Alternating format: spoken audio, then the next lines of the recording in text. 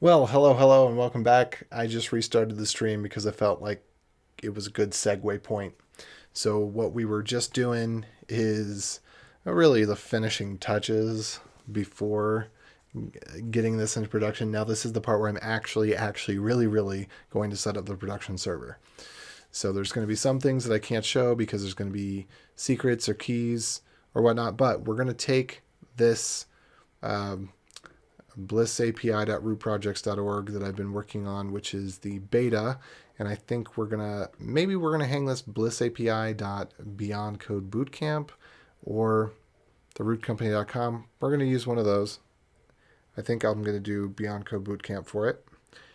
And we're going to upgrade bliss.js.org to use that backend.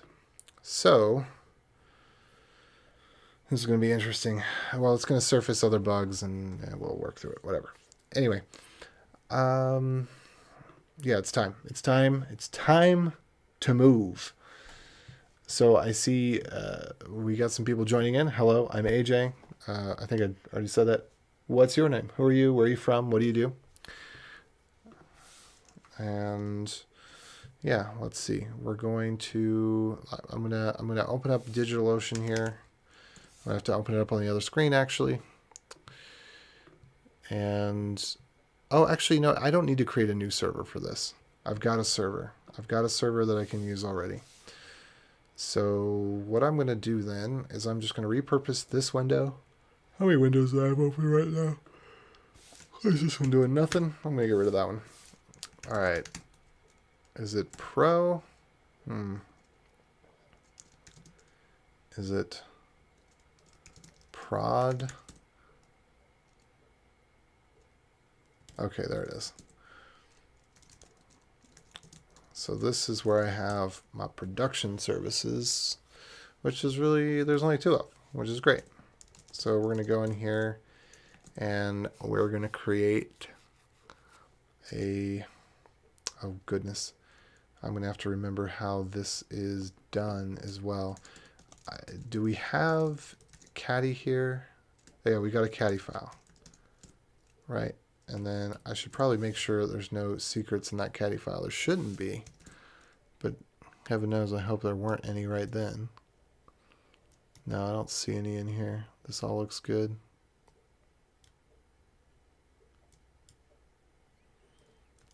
I don't think it's possible to put secrets in a caddy file. I don't want to rotate secrets tonight. I've done enough rotating secrets.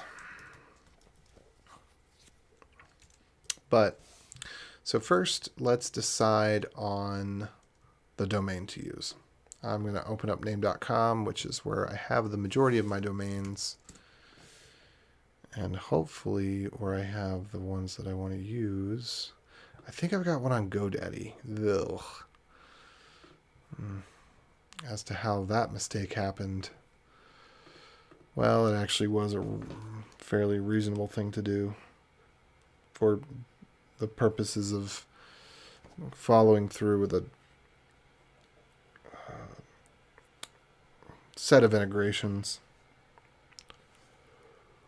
Okay, let's see if I can get logged into name.com, and if I can get logged into GoDaddy, I'll find out where the domain that I want is hosted.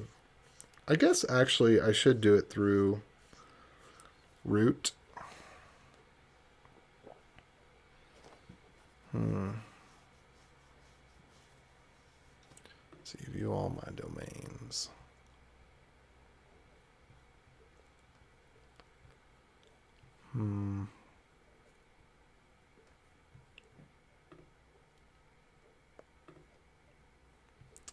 Got to go into sub accounts.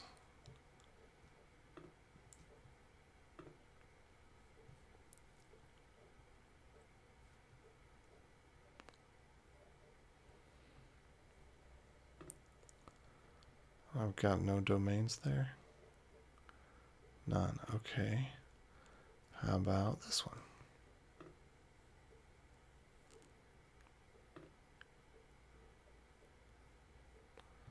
Oh, no, that's not what I want.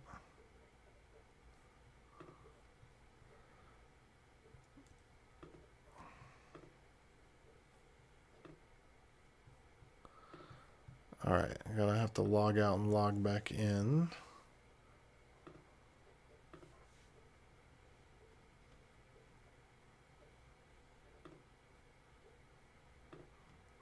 Cool, name.com is now integrated with DigitalOcean. That's pretty neato. I think it's been that way for a little bit, but it's right on the homepage now. Okay, going back to sub accounts. And oh wow, plenty of accounts there. I need to figure out what the heck to do with some of these. And sorry while I just kind of dig through some domains here. You can't switch back and forth between sub accounts very easily. You log in as a sub account, and then that's that, you know. Okay. So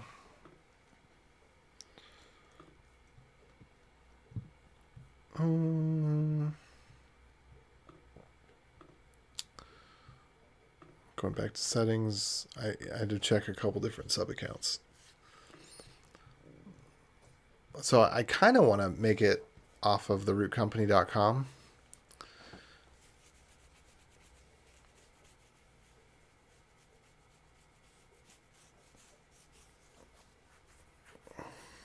Because it ultimately, this should say root. Yeah, there we go. So we've got the root thing going on there. And then that would be easy enough to just have this API hosted. So maybe I will do that. Maybe I will take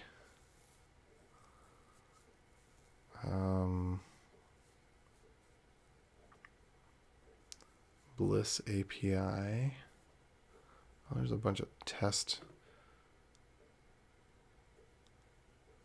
Oh, that's cool, actually. I forgot about that. I got a bunch of name server records pointing out to nowhere on this domain.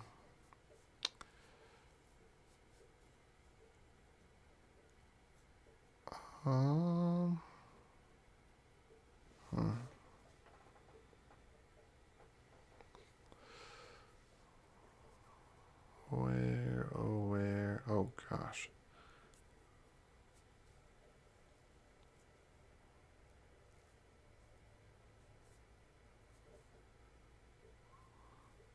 Huh. I'm just looking at domains. Trying to figure out which. Gosh, there's a bunch of stuff I'm using this for I need to get rid of. Okay, there we go. Prod. I think that's the one.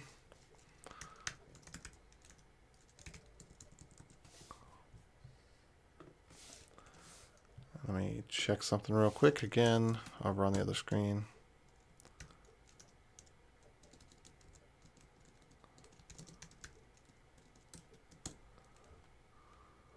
Yep, okay, that's the one.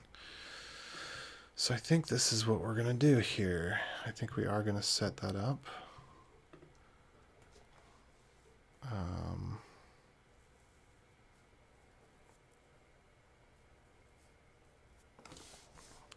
I think I'm going to give it an A name. Or just a C name, I guess. So suppose would suffice. So we're going to call this Bliss API. I put it on the production server, blissapi.therootcompany.com. And then I am going to check GoDaddy real quick.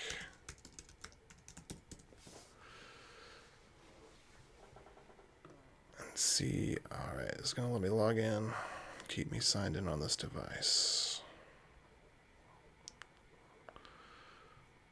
All right, and my products. And domains. Oh, I need to cancel that domain. Not using that, and I don't plan to use it anytime soon. Use my domain. GoDaddy's interface. There was about 5 minutes when GoDaddy actually had an interface that was easy to use, and then those 5 minutes passed, and they never came back. So, what do you do? Okay.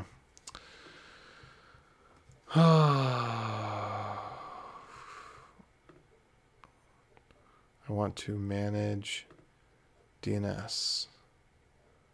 And then I was at the domain that I wanted to manage the DNS for. I say I want to manage DNS. Takes me to a DNS management page. And then doesn't give me any options for a domain to pick. It's just ridiculous. Sorry, I got a little, well, not a little, I've got a giant hair on my chin that's bugging me out.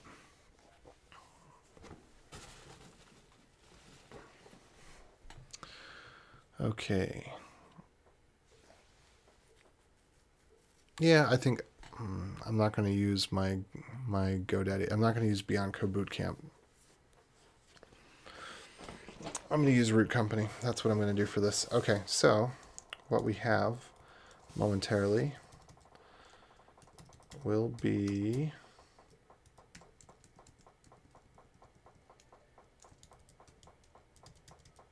I guess we just copy this thing.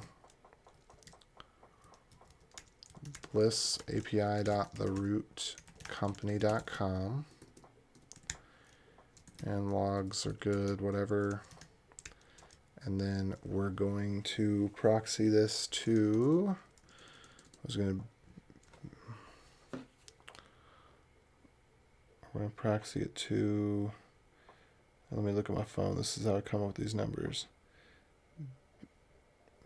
BL, should it be IS or SS? 2547.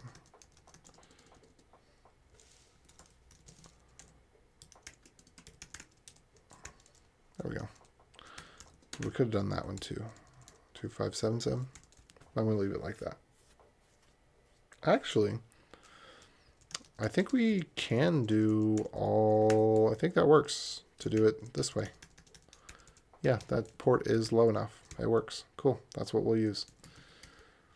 So we're going to set up that API, and it's going to run on its own. Now we need to systemctl restart caddy, and then sudo journal control zfoo caddy.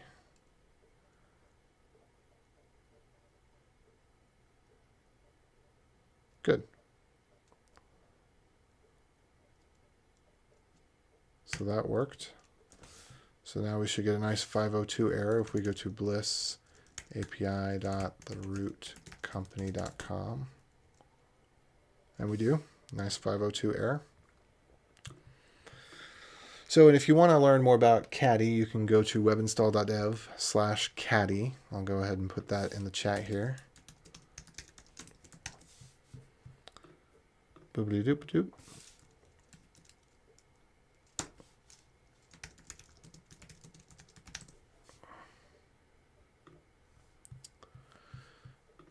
I've got some nice cheat sheet examples there.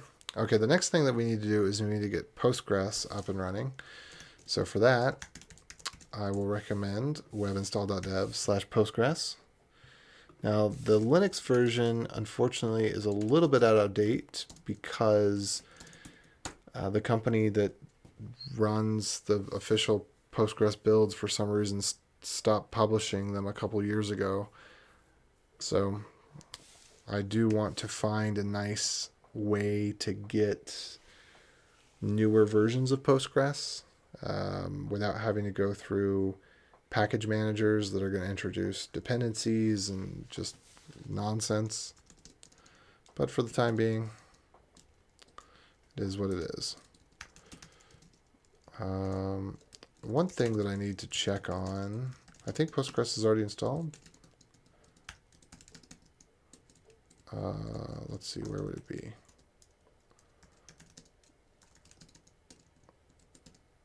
Was it config? No. Local var Postgres? No. Opt Postgres. There we go. So I think it is actually, is it local share?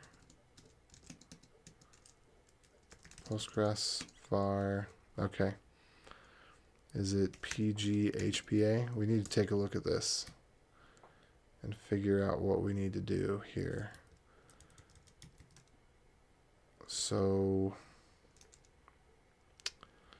we should not be allowing, okay, user all, database all, localhost connections only. Okay, that's okay.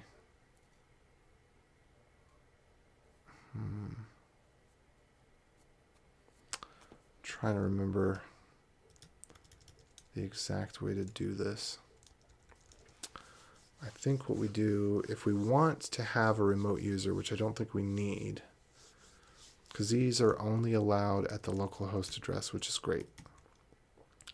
If we wanted to add another user that was allowed externally, we would set a random username, a random password, and then we would allow just that user.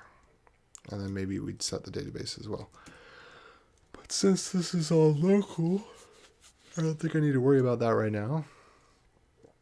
What I do want to worry about is cloning the repository. So let me see. What do we have here?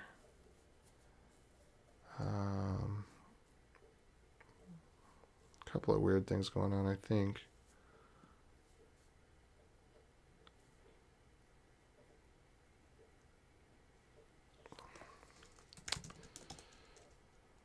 I need .git config. Oh, actually, I don't want to look at that.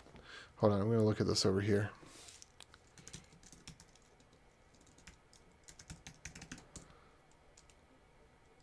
Okay, this one is perfectly safe to grab. So I'm just going to do git clone of this as blissapi.therootcompany.com. Not sure why I don't have the correct access rights. Let's just check my public key real quick. I might have done that on purpose.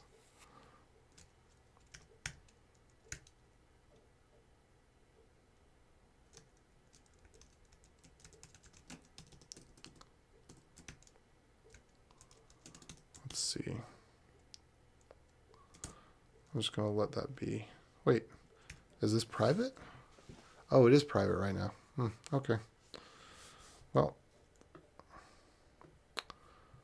let me pull this over as well for a second. And I'm just going to take a look. Oh, hey, Imperial Captain. Thanks, I appreciate that. Yes, I had a new baby, and I love him a little bit more every day, just like the last one.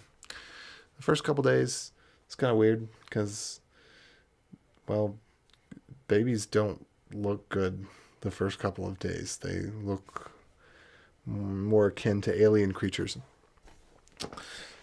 And you wonder, wait a minute, is this going to start looking like a child? And then it does. And then they start looking around and they open their eyes, you know.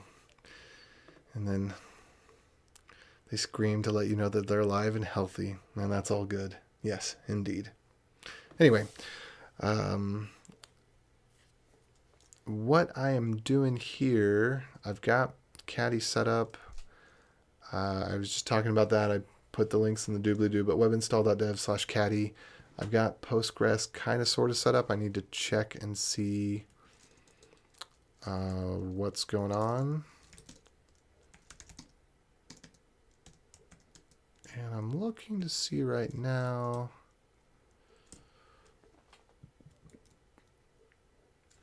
Yeah. Okay, I am gonna take my SSH key from the production system.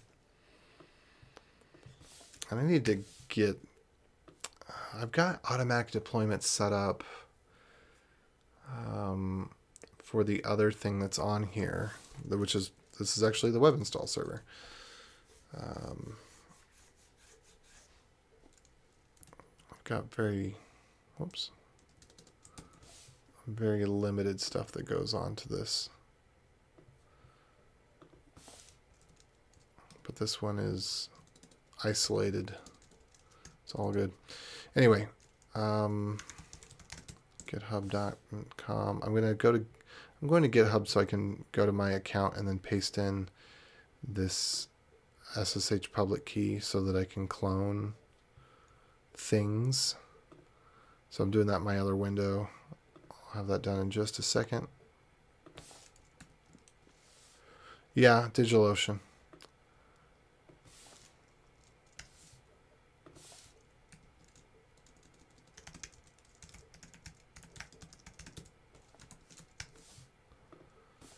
Yeah, okay.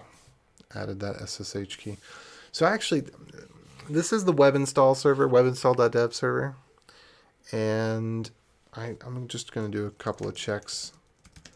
Etsy SSH, SSHD. I want to make sure that password authentication, permit root login is yes. That's okay as long as password authentication is no. Yeah. So I don't think we need to permit root login though. But it doesn't much matter. I will just go ahead and check root.ssh authorized keys. Let's see what's in here. So Bowie is gone. We can get rid of Bowie. So we're only allowing Beast. That's fine. I sold Bowie. And wipe the drive. Let it take a couple hours to do the random writes. Anyway. Good. So access is still relatively secure here. Well, yeah, it's secure. Anyway, it says the key is already in use. Interesting. Let me run this again. SSH pub key. How could this key already be in use? Let me take a look. Key is already in use where? I wonder if I have it attached to another account somehow? That'd be kind of strange. Okay,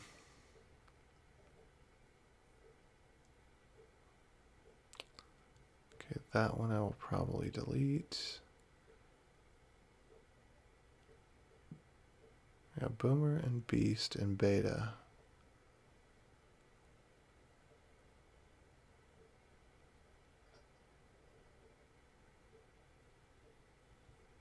Huh. I'm going to try this one more time.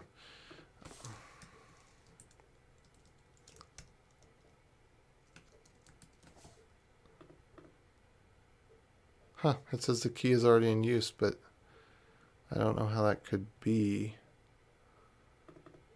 I need to check one other thing real quick.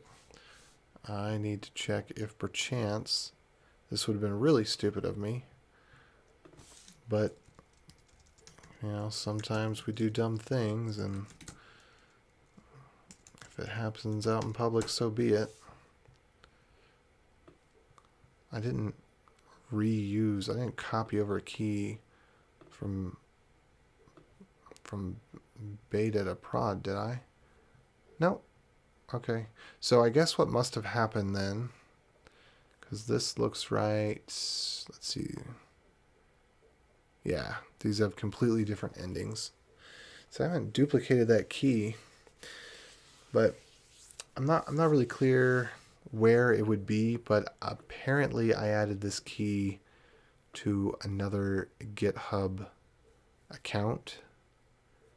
So there's that.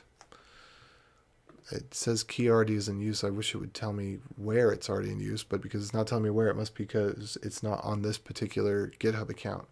That's fine. Let me think about this.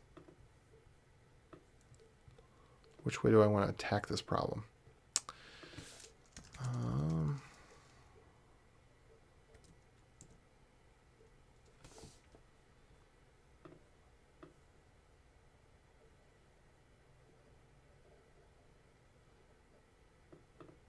Oops.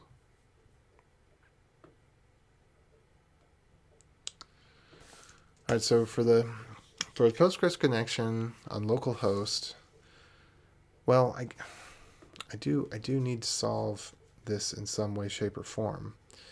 And I'm wondering, oh, there's one other thing I need to check. It may be that in my global git config, let's see, them.get, no? Huh. I don't know.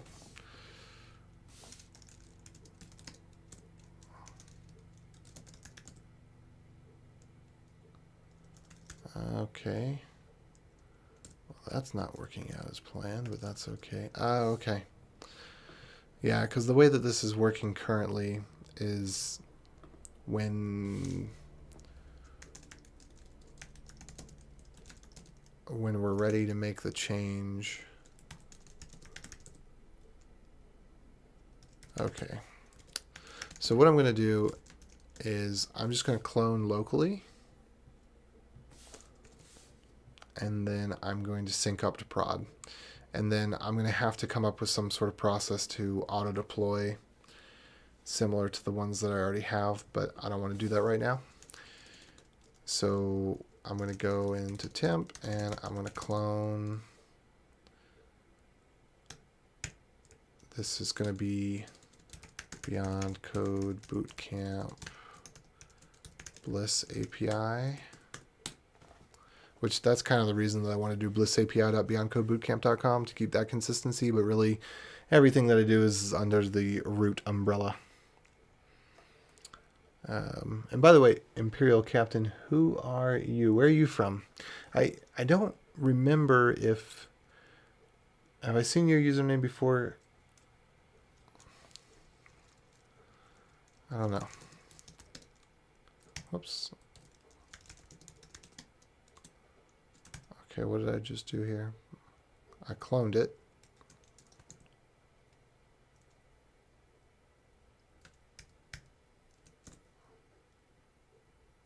Error repository not found. Oh. Bliss API. There we go. That's why.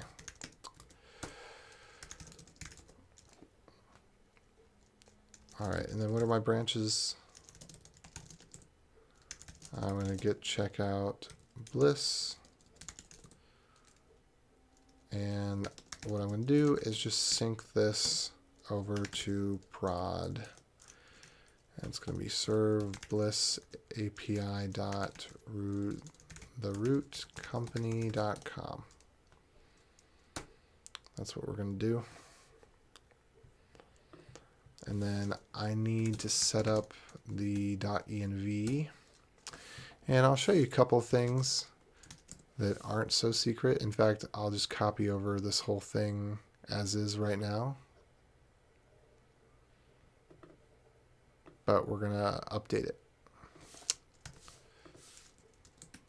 And I'm not going to be able to show you what I update it to, for the most part. Rootcompany.com. So, what was it? What did we say? Let me check the caddy file real quick. What do we say the port we're going to run this on is? 25477. All right, so 25477. We're going to change the environment to production. PG connection string we're going to leave as the default. Base URL, we're going to change to BlissAPI rootcompany.com. And then the GitHub client and secret, these up to this point have been temporary ones, bogus ones. So I will go, we'll go over to, what was it? GitHub. We'll go to the the Beyond Code organization. And I need to go into settings here. And I go down into developer settings, I think it is. Here we go. OAuth sign and test only. So actually, we're not going to do this from Beyond Code. We're going to do this from the root company. So I'm going to go there. And then I'm going to create a new OAuth app that is going to be for this, and then I'm not going to show you the keys. Oh, okay, cool. So Captain, or Imperial Captain, says, I dropped in before, UK-based senior front-end dev, interested in doing more back-end stuff. Cool, well, you dropped in at the right time because I actually am doing the back-end stuff. Huzzah. Interesting. 83 users. Oh, okay. Huh. That's actually quite interesting that there's only that many users. I would think there would be more. Anyway, we're going to create a new OAuth app. This one is going to be called Bliss. Homepage is going to be bliss.js.org. Application description is going to be a blog front end. I don't know.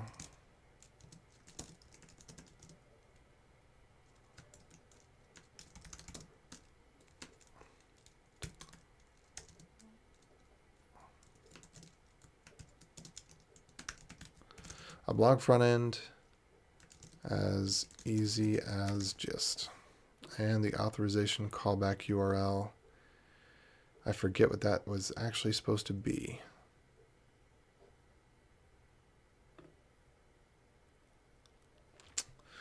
Good old JS Java. We're going to do that on Tuesday. We do it every Tuesday.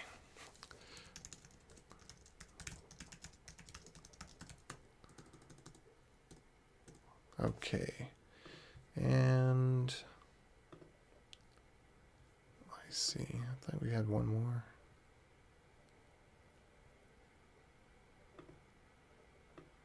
Oh.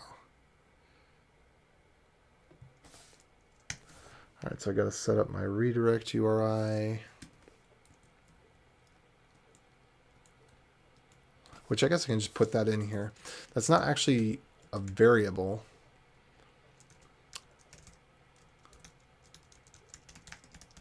At least I don't think it is. I don't think I actually ended up using it. I think I used it for something at one point because it was GitHub redirect URI.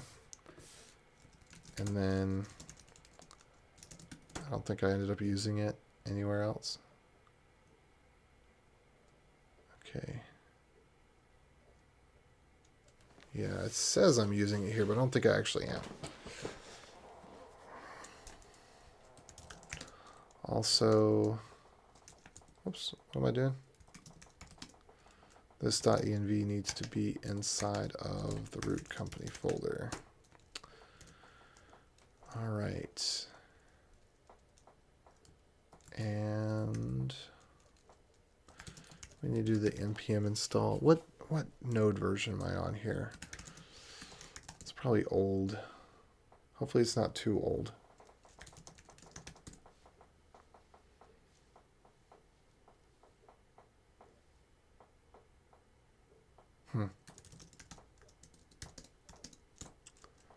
All right, package.json.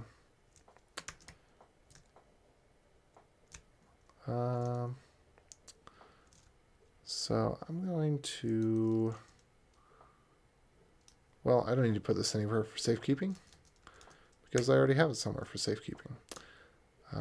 This should be, I'm just going to get rid of that, and we're going to do npm install auth 3000 add beta. Oh, and I should do save, actually.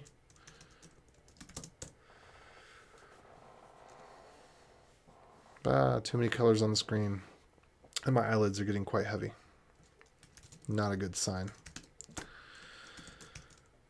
Okay. So let's run npm install again, just generally. 118 packages. Why? Why? I think it's a lot of it's going to be probably Express. Yeah, Express. I need to switch over to Fastify for my own personal projects, at least. I think it has pretty API compatible in terms of middleware, which is one of my big concerns. Okay, so that should be taken care of. I shouldn't need a custom version of it anymore. The published version should work.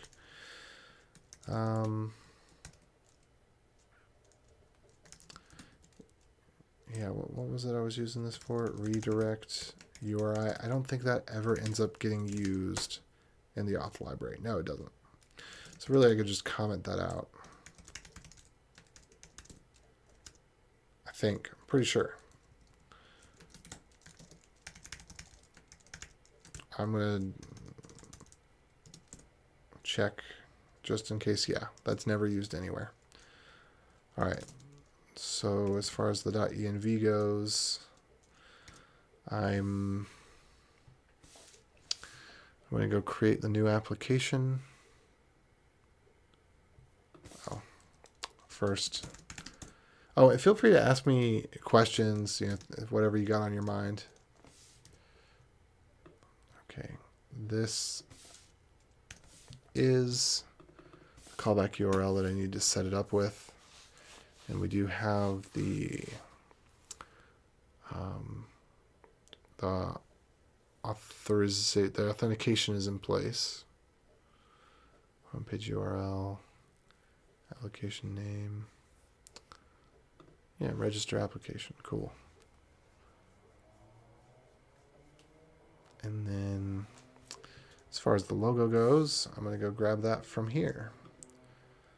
So let's save image as Bliss. Let's go to projects.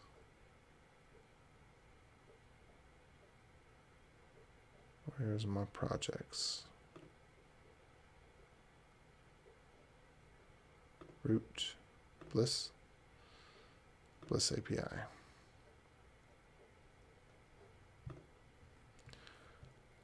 And then I'll do a little drag and drop. Good enough.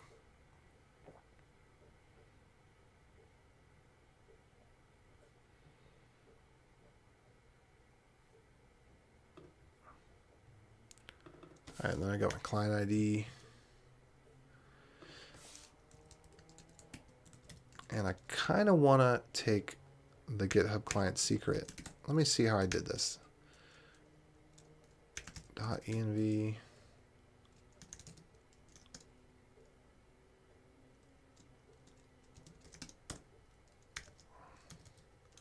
Because I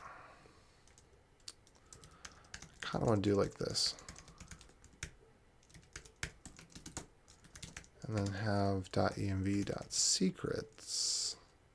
or just .secret actually. So this is the one that I can show. It doesn't have anything in it.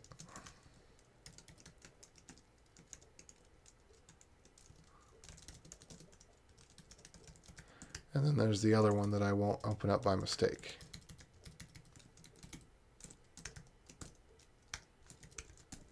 Okay, so that one goes away. I got to bring it over to the other screen. I am going to generate a new client secret and then copy it. And boom, there it is. So now the secret is in place. So we're making a real application here.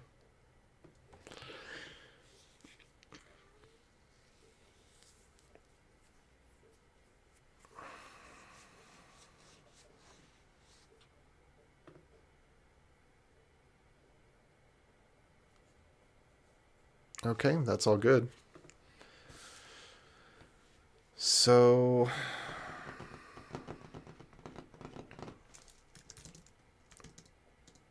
here's a question. Did I do the cores stuff? Oh, goodness. Oh, there's a bunch of things that I need to do, huh? I haven't set the private key.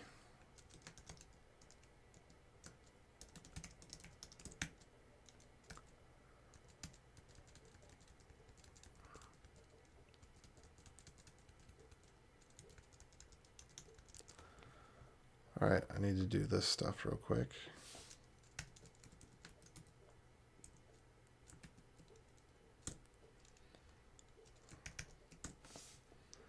Let's generate the private key. And I want to make sure that I get one. Okay, good. There's the public parts. And that is indeed an ECDSA key, which is what I wanted. Because key pairs will give you at random either RSA or ECDSA.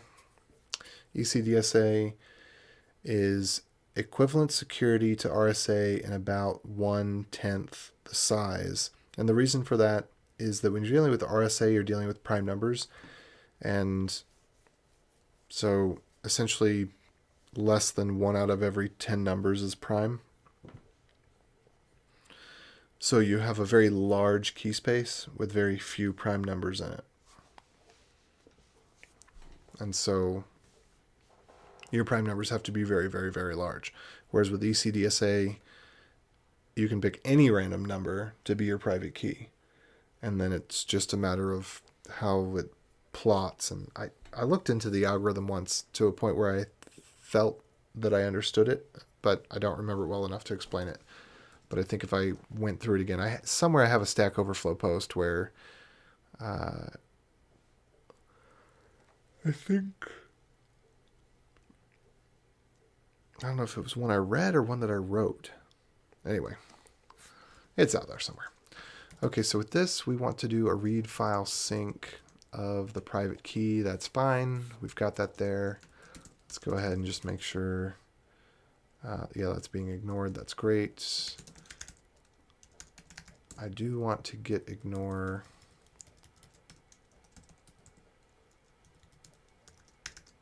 I want to .env.star.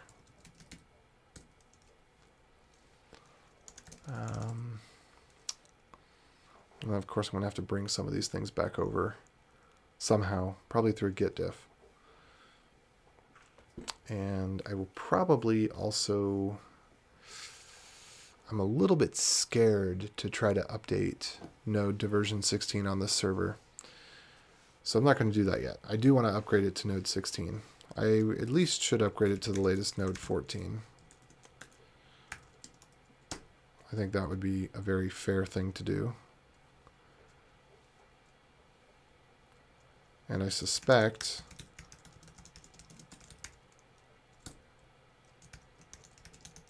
web install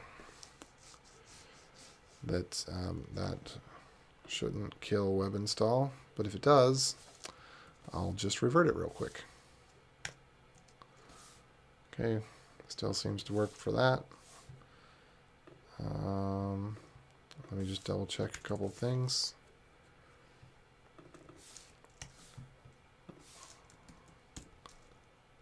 Still works that way.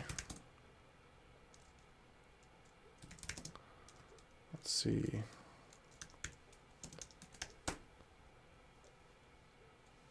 Cool. Everything looks good. All right. Maybe I should risk it. Well, actually, first,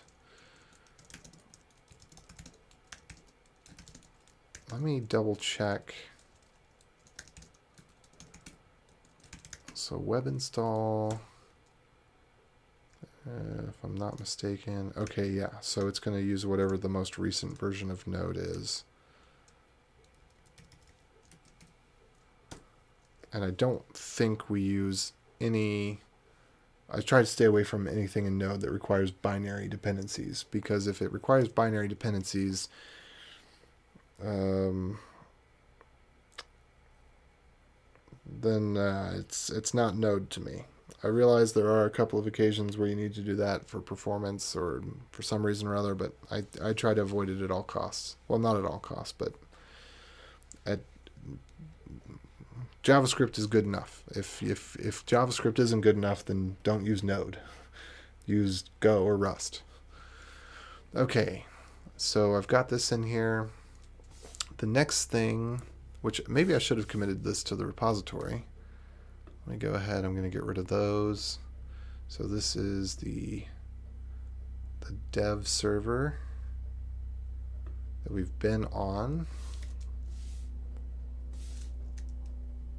Okay, and those secrets over here on the dev server are just junk test secrets, so they were okay to show. But if I do get status, I think add service here is useful. Yeah. So we actually don't want to do all of that in exactly the same way. But I kind of want to do this. All right, so add service.sh. What we don't need to do is watch exec. That's not something that I'm worried about. We're going to set the path. We're going to set the service name as Bliss API. Set path as path.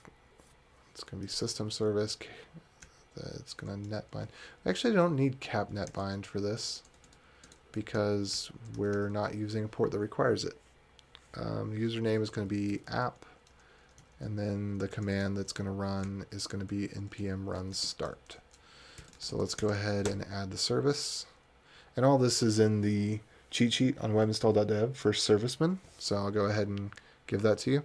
Webinstall.dev, it's done a lot of good for me and the people that I've built it with and use it with, because it's all the things that I need, you know. So here's Serviceman for you. It's got the cheat sheet on how to start services on Windows, Mac, and Linux.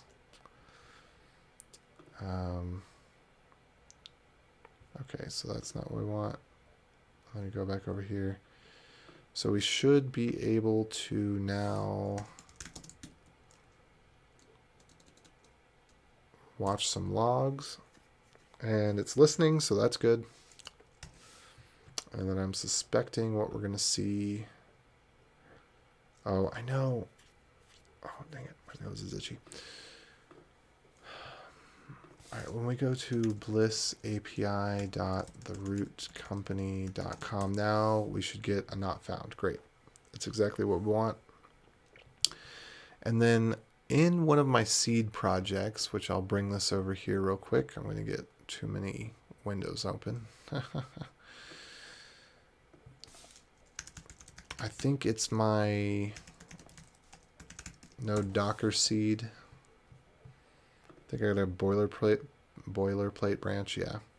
So in here, I think I wrote a little cores ditty. Yeah, I did, right there. So we could take this and use it, and it'd probably do all right.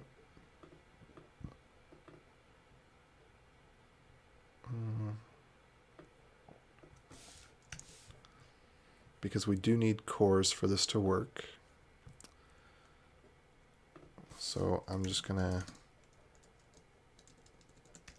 add that in. I don't know if I should put that in the server. I should put it in the app. Technically, I think it does belong here. Where did I put it in the other one? Was that in the server or an app? It is an app. Okay, so I'll put it in app here too.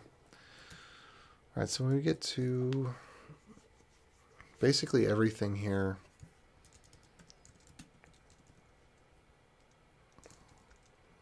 should be that.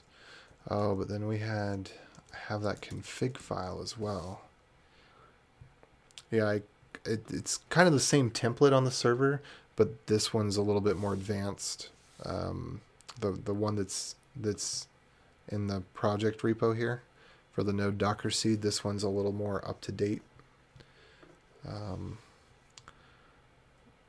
This is part of the template that I'm building out for just my Express apps in general. So we do want node env. I think that's what, where am I at? So this doesn't contain secrets. This should be node env and env equals production, just to cover my butt there. And then config.js. I think I'll just copy this whole thing and then trim it back quite a bit, actually.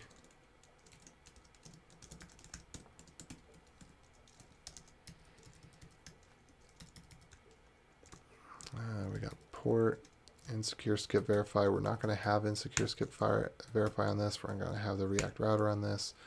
We're not going to be using OIDC issuer. We are going to be using CORS domains. And we are going to be using, are we going to be using ensure? No, we're not going to be using ensure trailing slash. So that's pretty much that right there. There's a couple other things that we could put on this, namely GitHub client secret.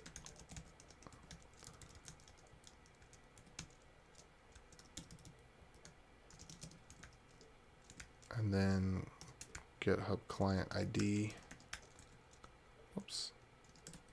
Ah, that's not what I wanted. I'll try this again.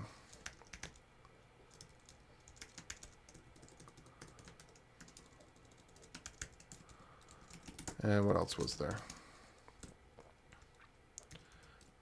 Technically, PG connection string, base URL. I just put that all on there.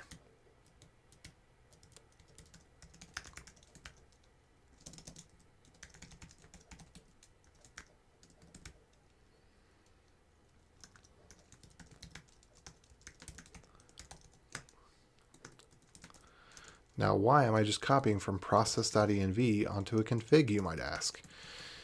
I don't remember, but it was a good reason.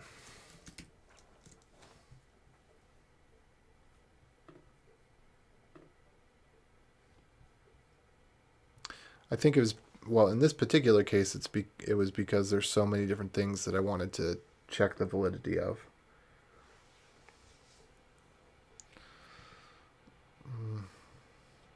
And I don't believe in using process.env all over the place. You should configure something, and that instance should be that instance, and global variables should not be used. And I'm a little bit more lenient about global packages than global variables. Okay, so we can put that here. Let me go ahead and go back to the app. Might as well.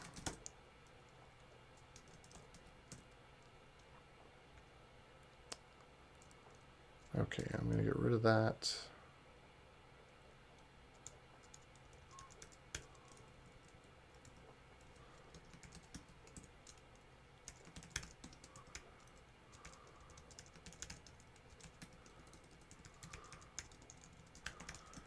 And then how about this one too?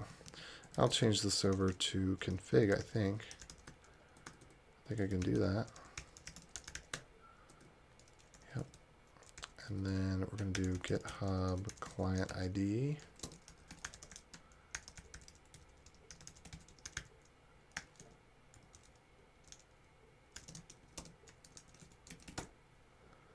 Those are all ones we want. I'm not going to put the secret there, obviously.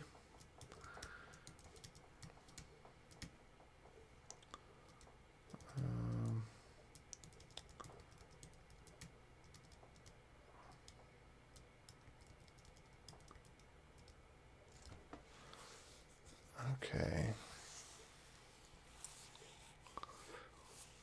Well, this public stuff, that's just inspecting OIDC. I can just leave it there. It's not being used.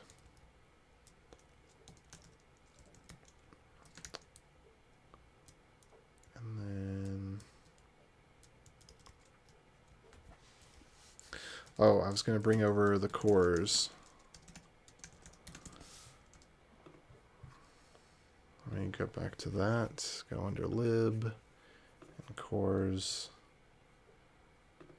and raw.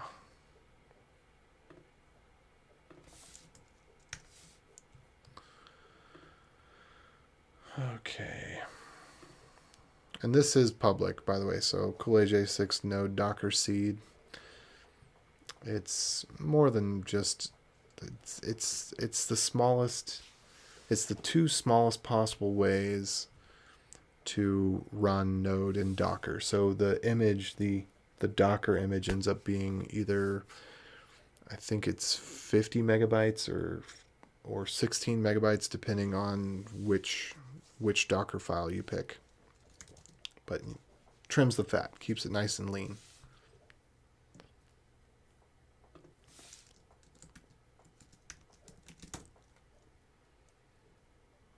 Okay.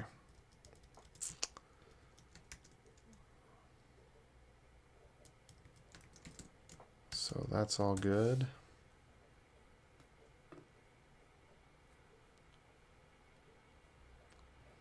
So I actually do need to set, okay, I'm going to go back to this and look again.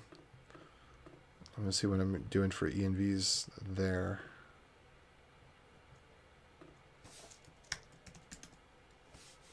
Get public envs. So that is, what is it, lib public? Yeah.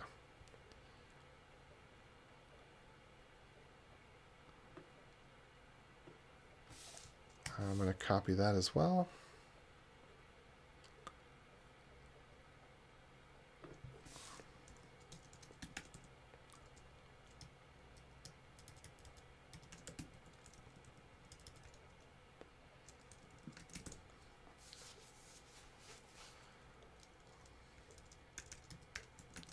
That's weird.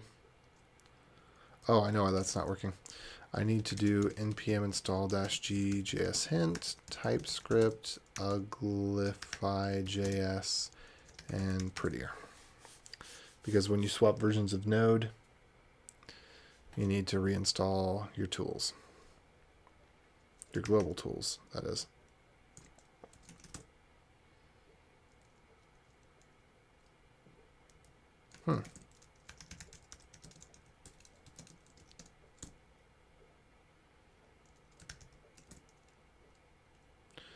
Actually, I can't explain that.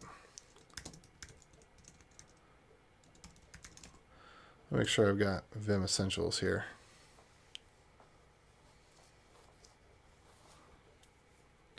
I think I may not have had it. And then I also do want Vim Nerd Tree. And I don't want Vim GUI because that one seems to always just mess me up more than it helps.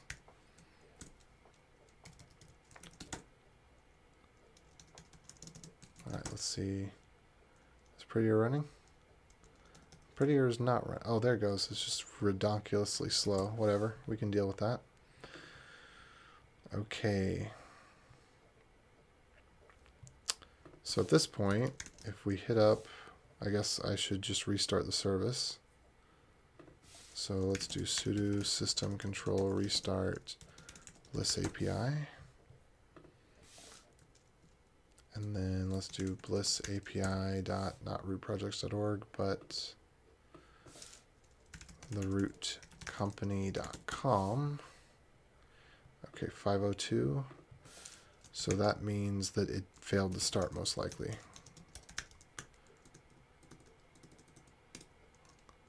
Failed to start because, do we have any reason? npm run start, let's see what we get. Cannot read property trim of undefined.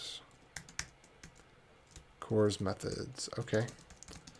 So we need to define cores methods. I think it's get options post. There might be a patch. Go ahead and just say patch just in case. And then there's probably going to be a delete. So really, most of them. I'm gonna say go ahead. Allow them all. And then cores domains, if I'm not mistaken, we want to allow localhost. We want to allow bliss.js.org, and we want to allow blissapi.rootprojects.org.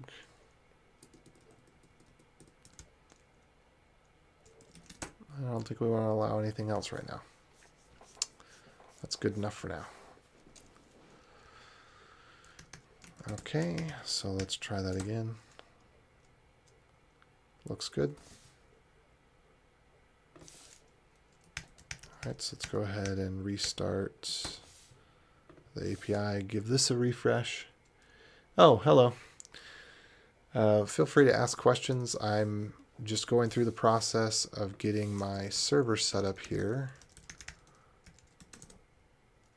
Okay, cores domains, cores methods. Great. So I've got Postgres is already installed. Most of the stuff that I'm working from is from webinstall.dev. So that's where we got cheat sheets for servicemen and for Caddy and for Postgres and all the stuff that's necessary. Okay, so that one looks good. Let's check versions. Versions looks good, except for we should probably bump the API to something meaningful. All right.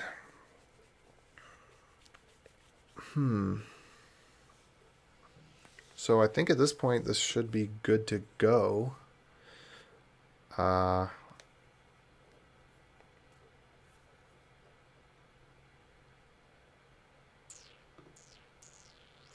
think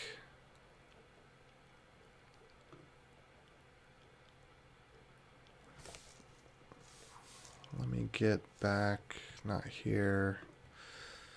So I'm on the, this is now the beta server that I'm looking at right now.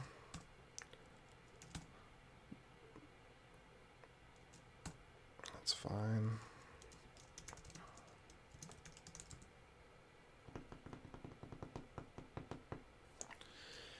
And let me go check.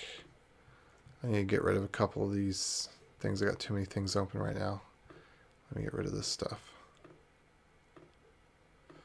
Okay, so what we've been working on is getting syncing encrypted drafts. Does Vim Prettier depend on Node Prettier? Yes. So if you, hey Sean, nice to see you again. So if you install through Webby Vim Prettier, it will install Node and Prettier as well. I try to keep the dependencies really, really light on Webby, but Node is something that I think it's fairly reasonable to expect that anybody that's doing web development, even if they're doing it in Node, has Node as part of the tool chain, you know?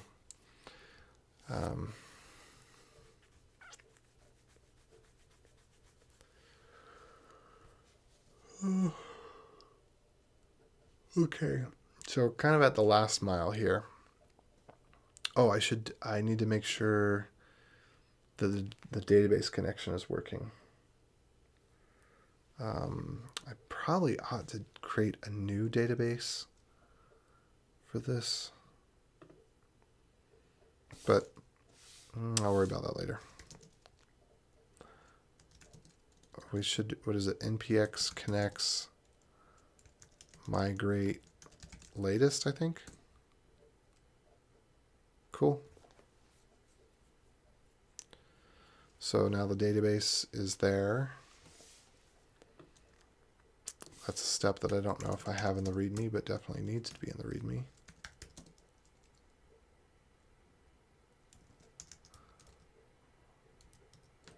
Oh yeah, so this is still from that base.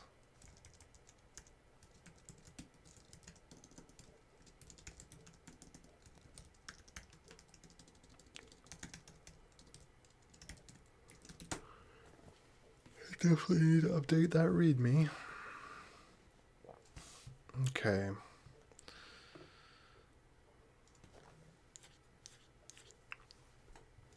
I'm going to go double check. Gosh, where is it at? Is it this one? I'm going to bring this over to my other screen real quick so I can double check on a couple things.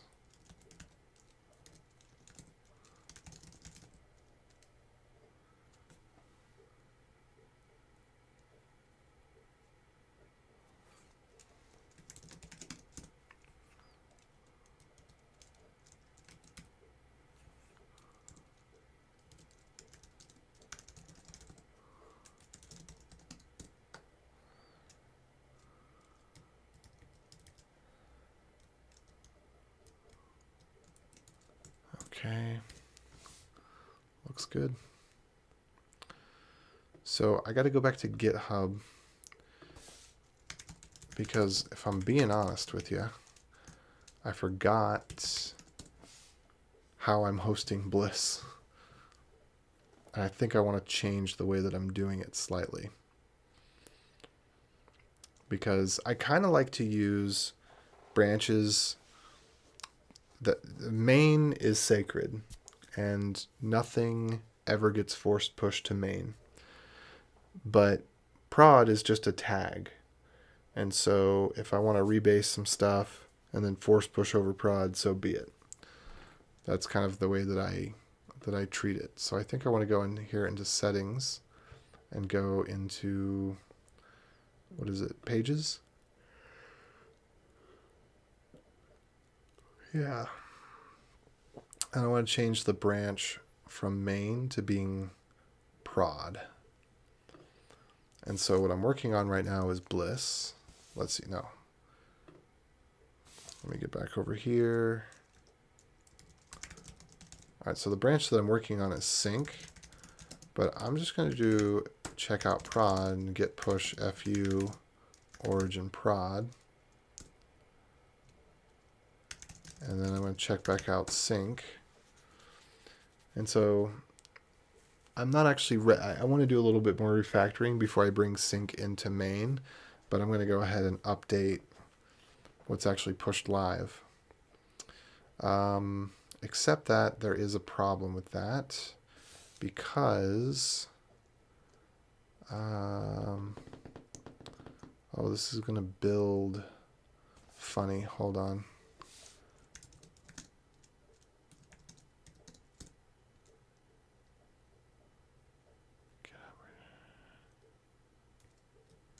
See.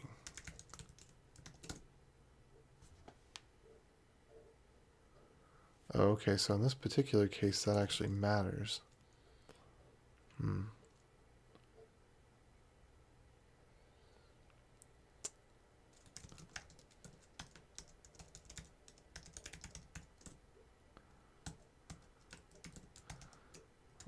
I'm just making sure that there's nothing secret here. And there shouldn't be. Okay, and there's not.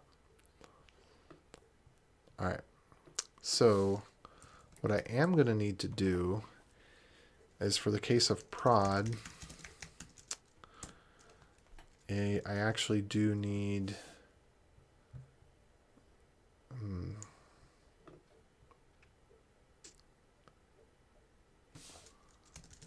again, this env file doesn't have anything secret in it. My other env file has the secrets in it. So I actually am going to need to be able to build env.prod, where we will have, let's see, so this is the public stuff, so there's nothing too interesting in here anyway.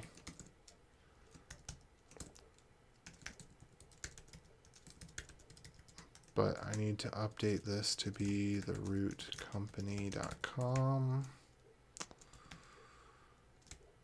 And I need to update this redirect URL for the same. So that's where that's used. And then I need to run node gen env.env.prod.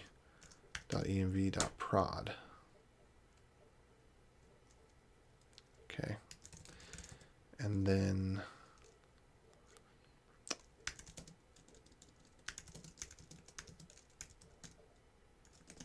I'm going to need to add a couple of these things. Oh, I didn't add settings.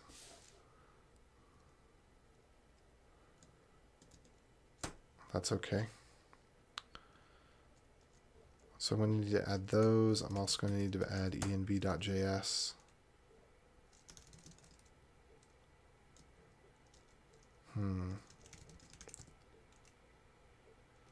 I guess what I should do here, let me reset this. Let me check out sync. And then I'm going to git add debouncer and passphrase because that kind of makes sense. And what I'm going to do is I'm going to put them under vendor. Is it OR or ER? What's the preferred spelling? What do y'all think? I forget. I'm going to go with OR. Or I'm going to Google it real quick. Vendor versus vendor. You know what? That's stupid. Stupid. No, I'm not going to use either one of those. I'm just going to call it deps. There we go. And we're going to move passphrase.js and debouncer under deps. And then I'm going to update the index.html to expect them to be there.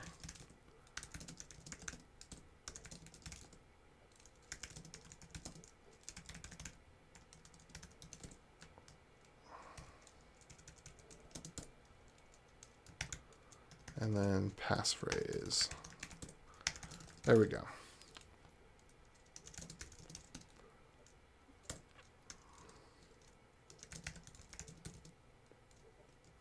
So I'm going to do add deps, and then I'm also going to go to settings here.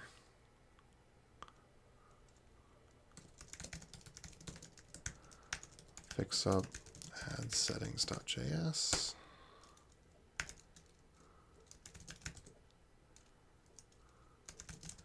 And then I'm going to check out prod. And then I'm going to run genenv with the prod stuff.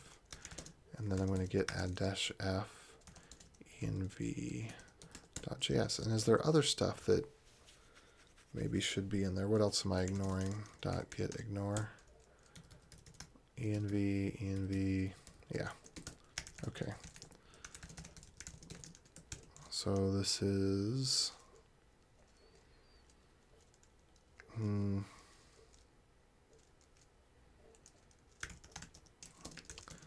add env.js for GH pages.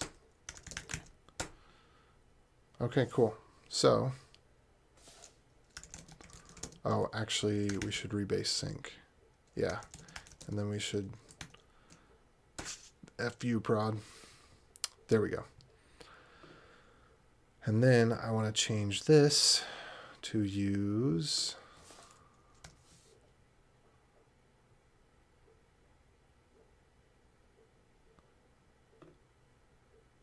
prod. Uh-oh, that's not good.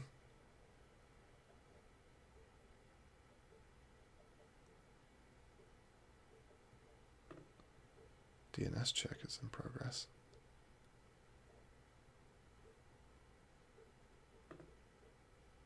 What?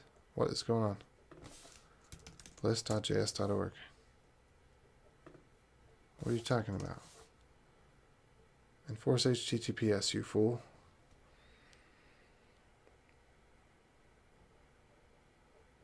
So I see or as a comment, but I don't know what that's in response to.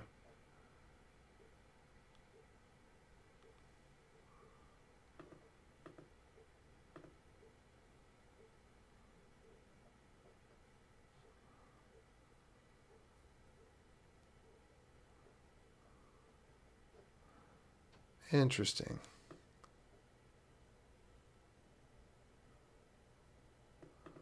Okay, so that passphrase file,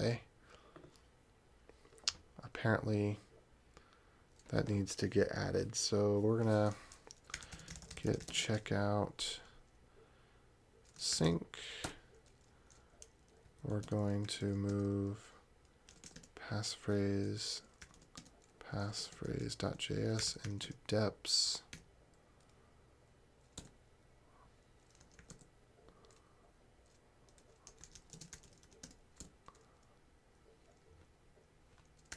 There we go. Fix up, add the real passphrase.js. And then we're going to check out prod. We're going to rebase from sync, and then we're going to force push to prod. Okay.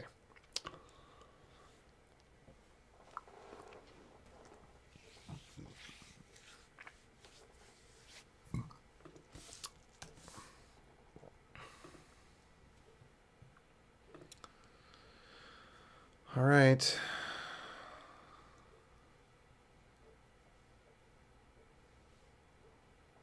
I guess it does this DNS check every single time.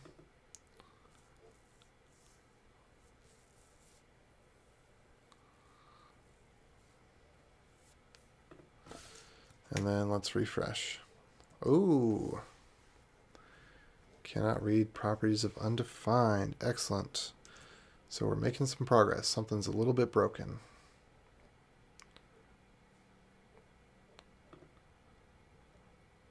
Result.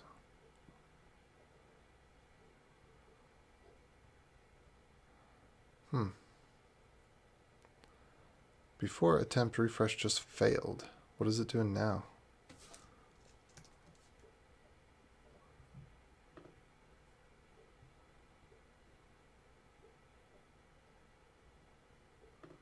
Oh. Oh, okay. It's getting that. All right. So noted. That's not implemented. We don't really need to worry about it. But let's go ahead and see what I'm talking about. Developing on localhost is a bad idea. Anything you're doing where you're developing in a way that does not simulate the production environment, all the little tiny details, they matter. This one, I had skimped on actually testing with the cores, which I think is why I was developing here rather than on localhost, is I didn't want to deal with the cores issue at that time. And see, skimping on that. Well, because developing on localhost would have actually been a closer approximation in this particular case, because the server would have been where it should have been, and then the localhost would have provided a cross-origin experience. Anyway, okay, so now I need to fix that. It's going to be in sync. Attempt to refresh.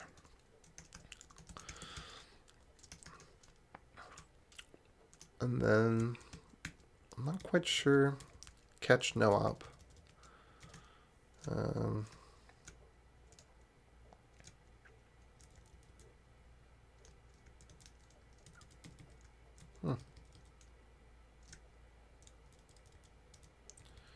Interesting. Quite interesting.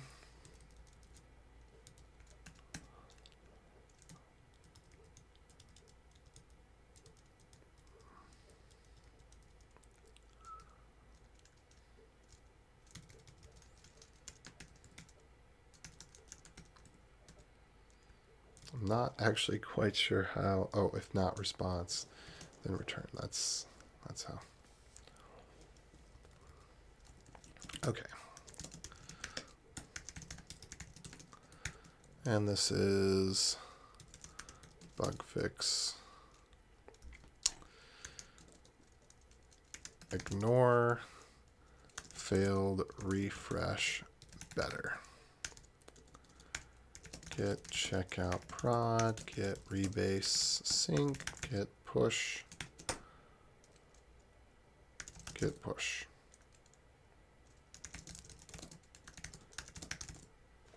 All right. So that should be fixed momentarily. And then those of you that are watching in, if you're interested to see all the, accumulation of all this work. Oh, and one last thing that I need to do. I've got a lot of stuff here. I should definitely, as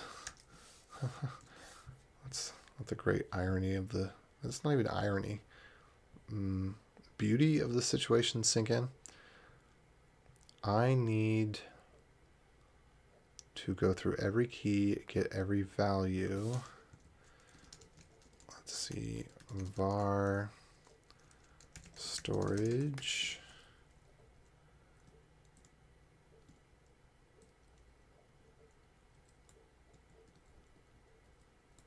Let's see, let value equal get item key. Try val is equal to JSON parse val. And then if you catch, ignore val isn't JSON. And then, well, actually, this doesn't even matter. We don't really need that at all. And storage key equals val.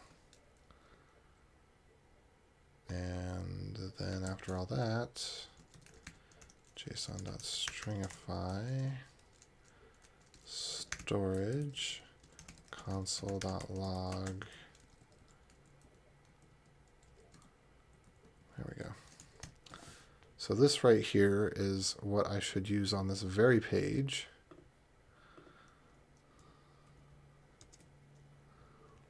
To make sure that just in case anything goes wrong, oops,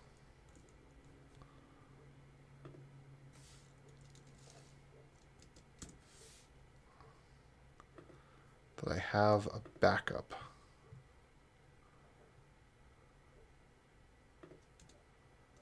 So let me go ahead and make my backup. I'll make it locally.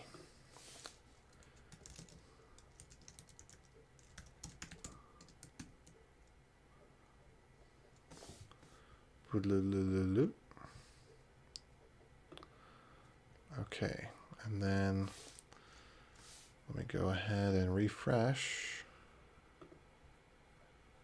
Let me get rid of all these excess things here. But moment of truth again. Moment of truth the second time.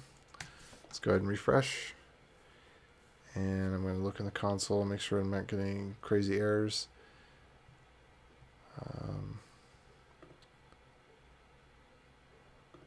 Alright, no real problem there.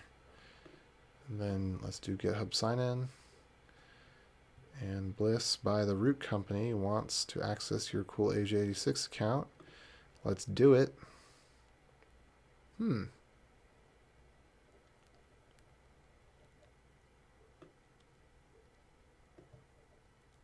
Well, that's kind of strange.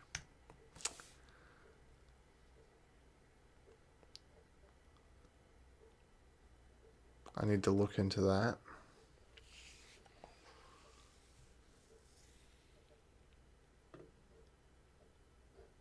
API auth-in webhooks auth2 github.com.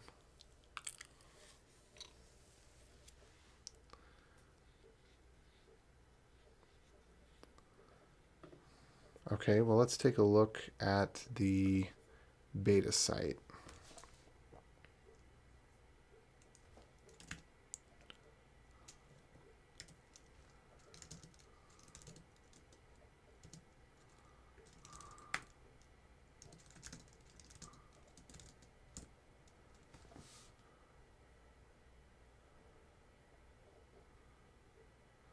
API webhooks github.com.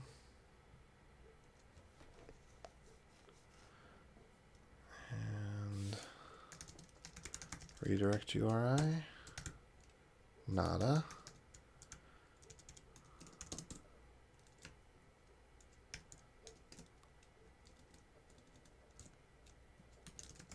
Let me just make sure, redirect URI.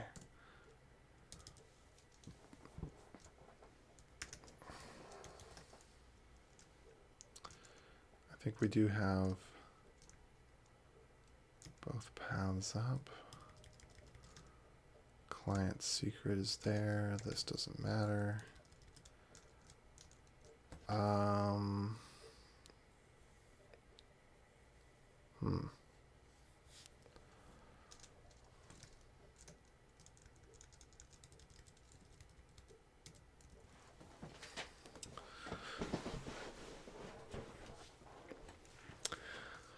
Okay. I wonder why this didn't work.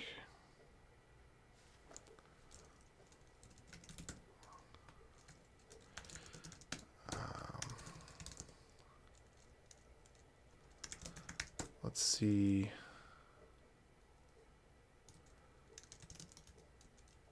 Get checkout-b refactor working. Get checkout refactor. Let me see if I can pull rebase. Yeah, it looks like it's working just fine. Well, let's diff between refactor and refactor working. Okay, we changed some of the error codes. Let's check in. Oops. Was I using that anywhere? No. Okay. Just wanted to check if I was using one of the error codes that was different. Okay. So none of this should have mattered because we're not actually using that yet. I do want to have the email login, but right now we don't have it, and that's okay.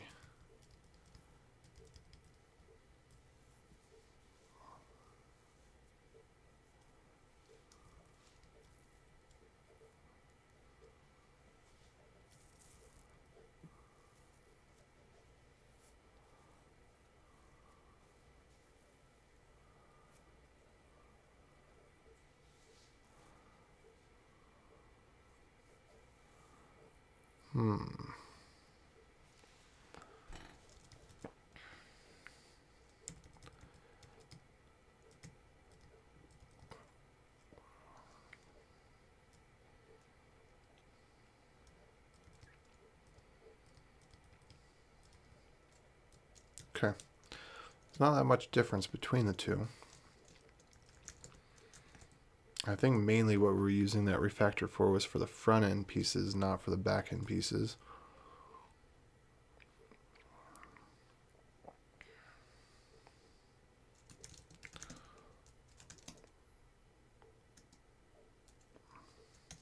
But let me take a look here.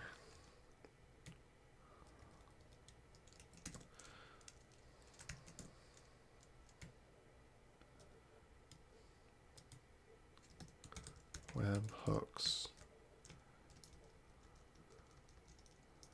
OAuth to github.com. Webhooks OAuth to github.com. API auth in. That should be where this is going. So let me check. Again, what are we at? We're in the same branch.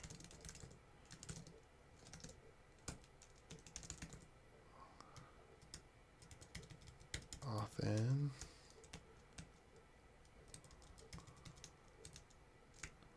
That's where the router goes, and this is a GET request. So this all seems the same. Again, if somebody else sees what's going on here, let me know. I think what could be different is the version of Auth 3000. But again, I can look in the package JSON and, oh, is that, this is, let me go look on dev. Here's a specific commit. And I can go look at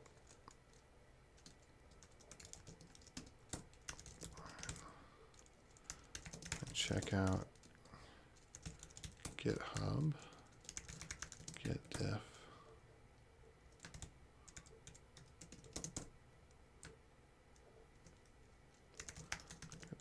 So let's look at this. The last one is propagate verified email. Huh. Git pull rebase. Git diff.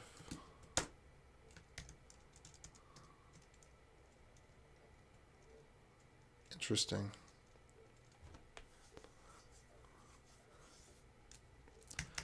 Let's do git fetch all.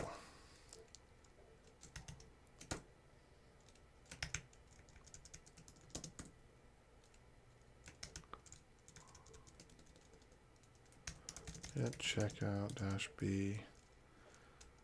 Yo. Huh. Interesting. So that commit that's referenced doesn't seem to be the right one here.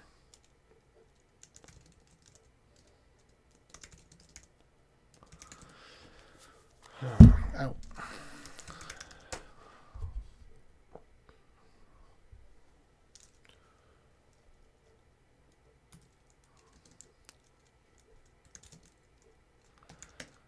All right, let me look again into auth 3000 lib, let's say session.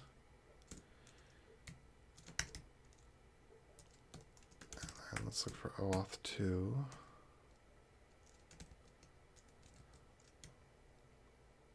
Oops.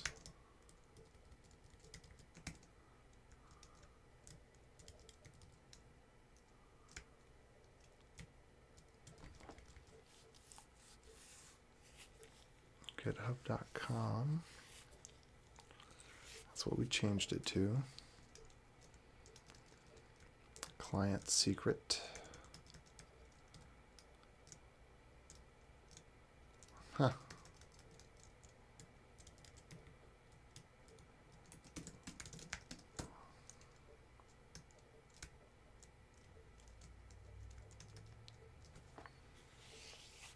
That's not what I wanted.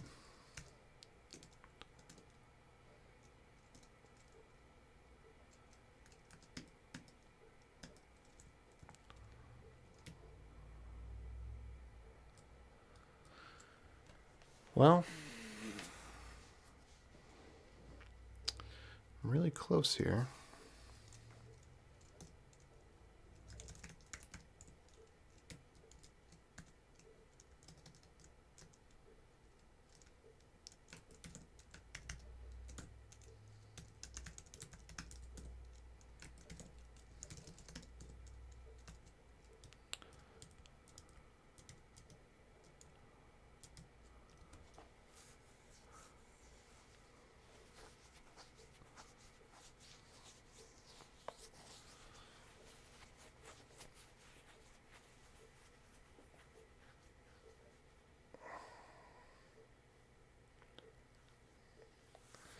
Process.env GitHub client secret. Maybe.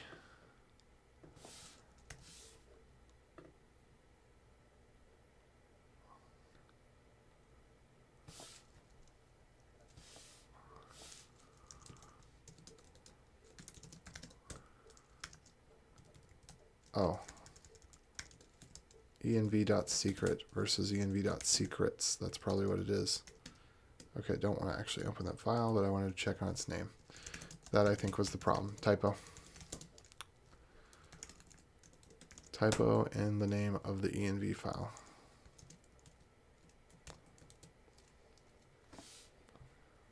Okay. Let's try this again. Hopefully the code's not expired. It may have been more than 15 minutes.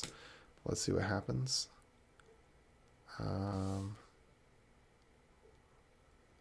Oh, we've got another problem. We do need to set what the redirect URI is after GitHub. So it's not this redirect URI, but rather it's going to be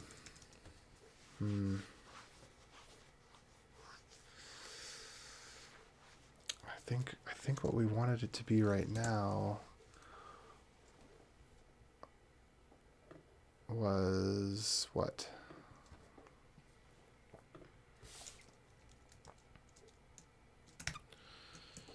Okay, so the problem, so that problem that we just got through was misspelling, typo. The next problem is that once it's done redirecting to the server, it needs to redirect up, it needs a final redirect back to the client, which in this case should be bliss.js.org. And so this is kind of a case of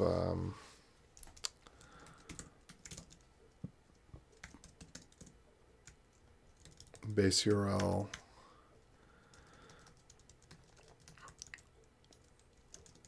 versus, let's call it client URL.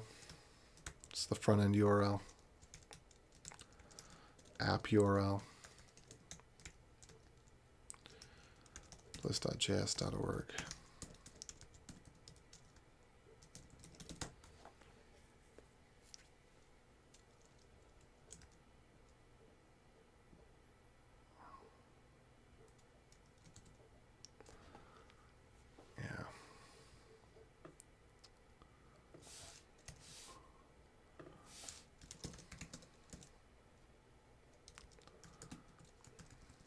I'm going to call it app URL for now.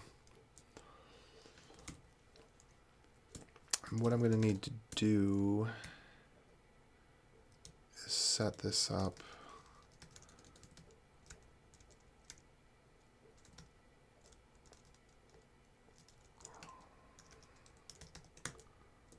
I might have to hacky do it. I'm going to see what I can do without hacky doing.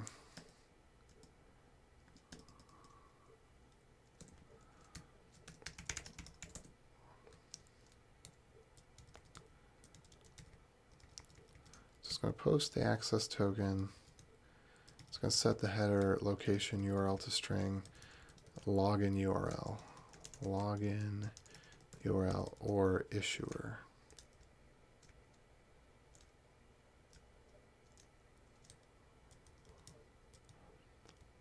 Yeah, issuer isn't going to quite make sense there, is it?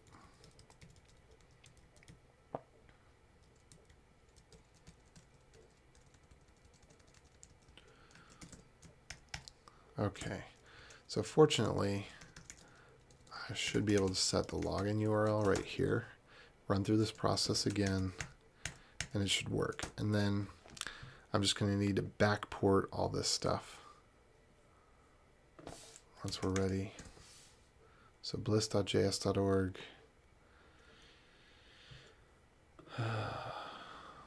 Again, GitHub sign in. Oops. There was an error. It wasn't your fault. All right, what was this error about?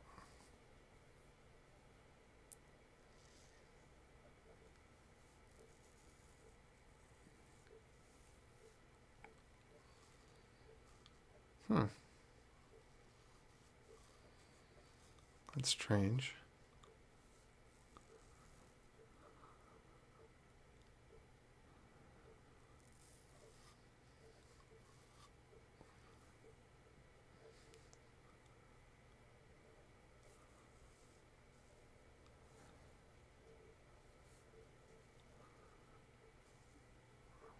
Okay.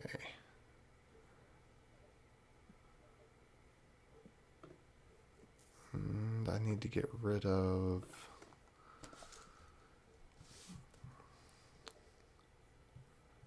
Let's see, there's a warning here that I need to get rid of.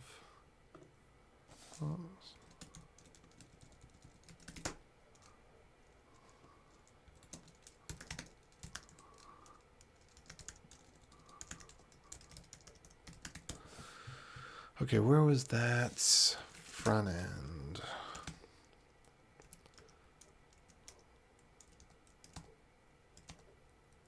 Here we are.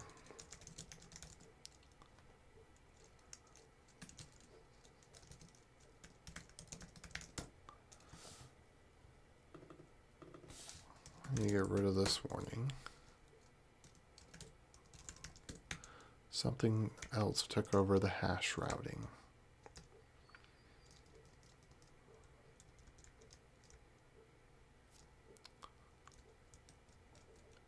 I think that was the one I just saw.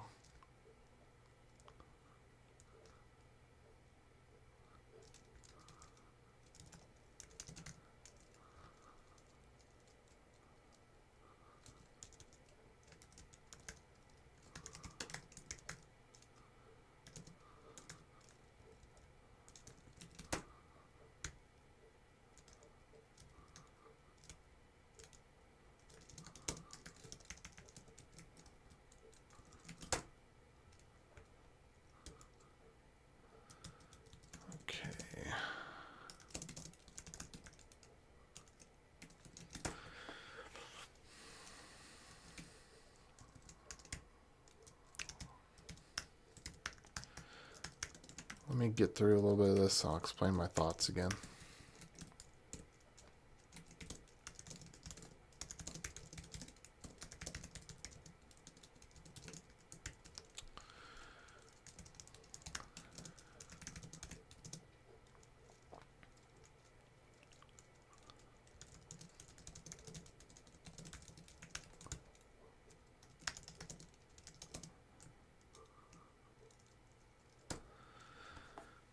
Okay.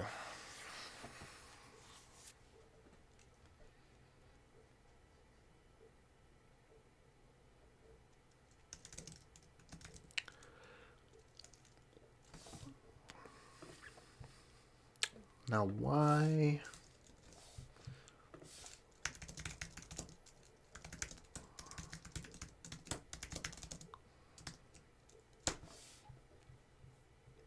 Okay. So my question is going to be, why didn't the core stuff work? And I think the reason that the core stuff didn't work is that the core stuff is slightly in the wrong place.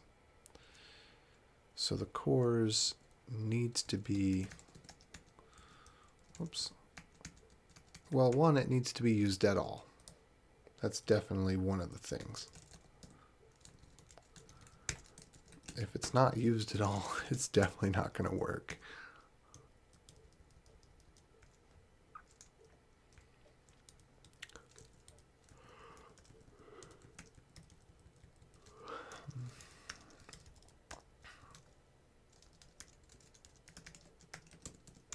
There we go.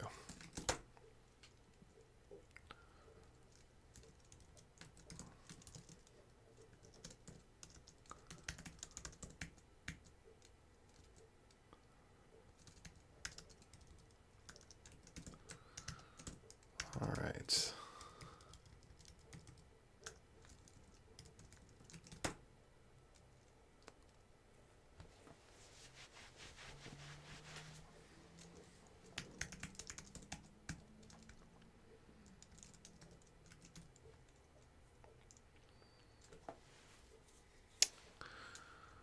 Okay, to do update template repo.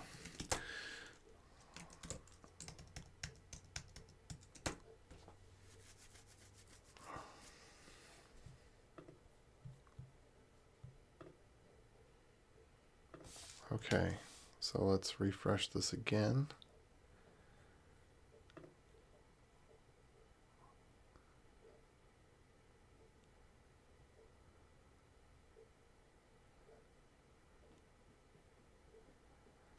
And let's refresh it again.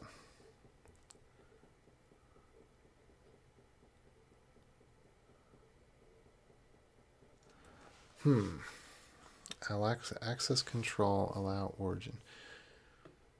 Access. I may need to stop this and then just run locally for a minute and kind of debug.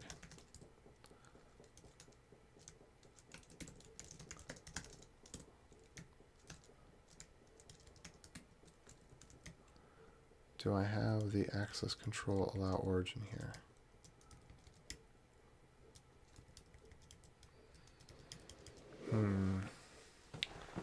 Another thing with the host. I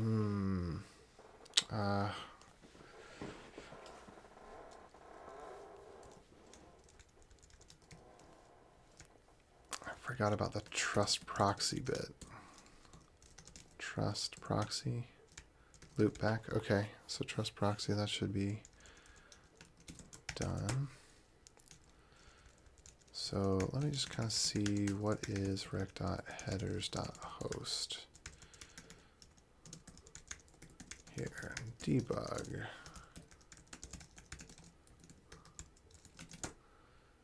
And what else do I need to know?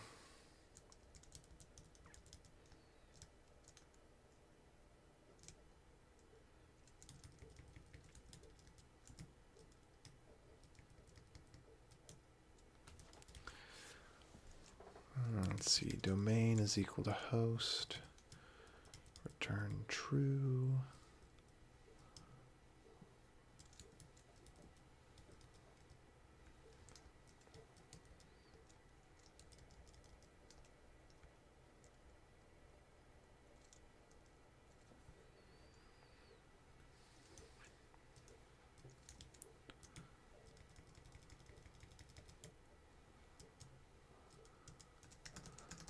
Console.log debug no match.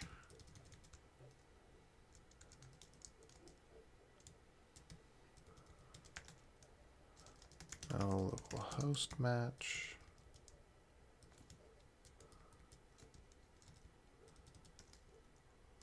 And then cores match. Okay. So let me just try running npm run start and then see what I get if I refresh now. No match.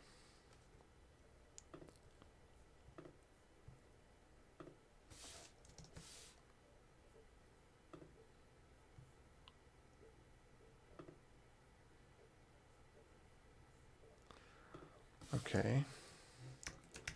That kind of makes sense because this should be origin, not host.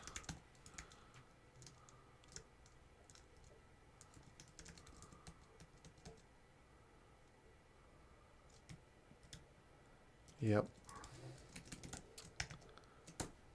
All right, let's try that one more time.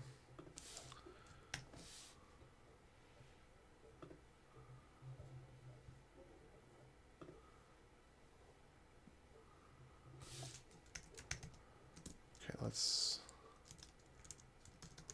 origin, but then with the origin, I think I do get the HTTPS that I gotta trim, if I'm not mistaken.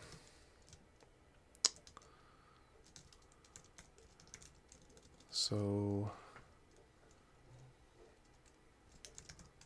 I'm gonna slice HTTPS://8.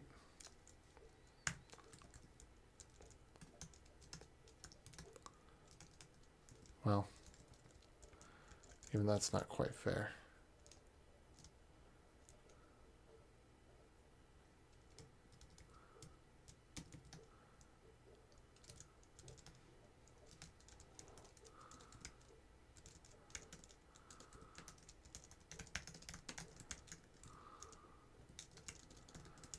HTTPS.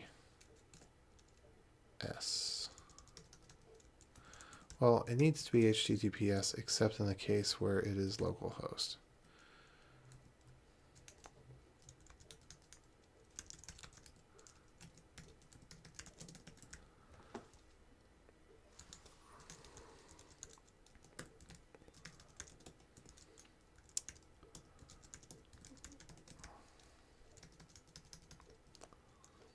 And the origin should be to lowercase. I'm not sure if that's guaranteed. All right, let origin equal all of this.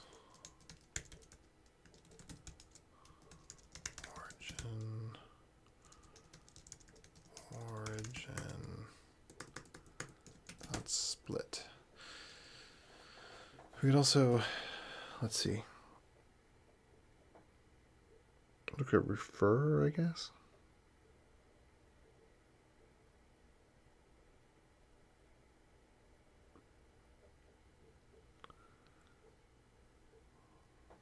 Okay, yeah, this was terribly wrong.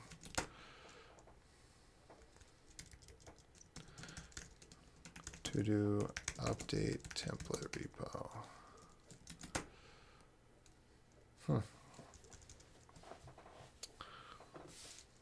Surprised at myself. I thought I had tested this, but apparently I did not. Well, I tested it in the wrong environment, that is to say.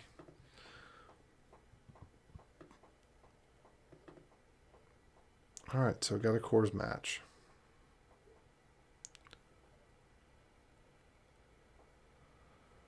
Okay.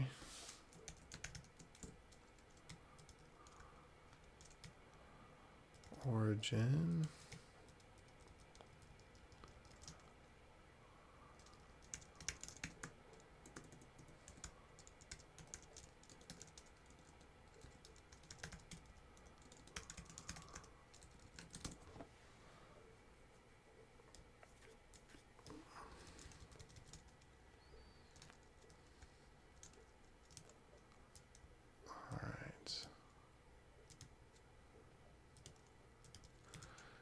Port.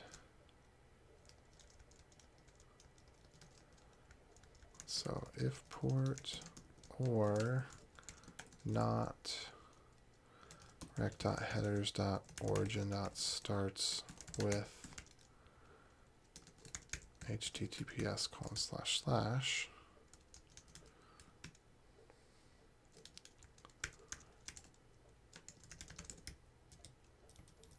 let's say is HTTPS. So let's do this. Let is HTTPS equals all of that.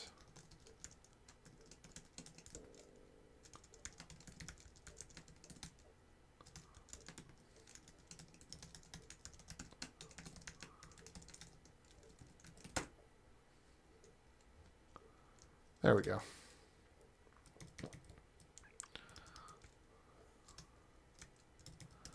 No localhost match.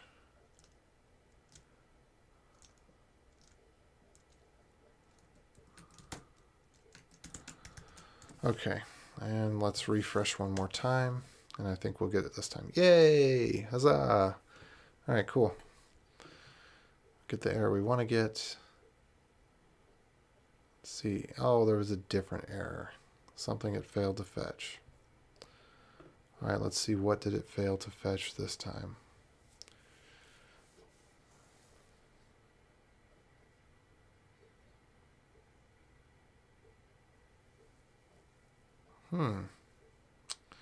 HTTP OK status. Interesting. Well, that might be very well because there was actually an error. Error to do not authorized.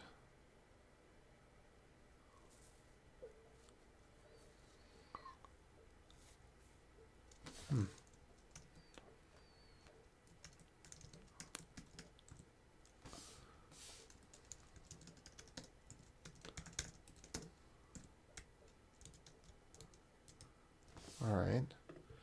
So this begs the question, did the appropriate headers get sent? And it looks like there is a bearer that was sent.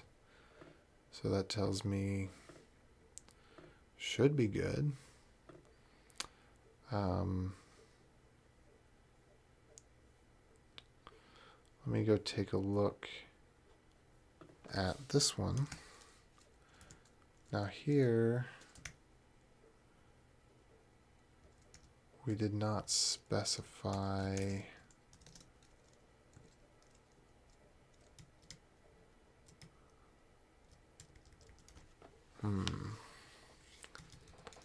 Issuer. Okay, let's see. How do we figure out what issuer was with this? Base URL? That may or may not work.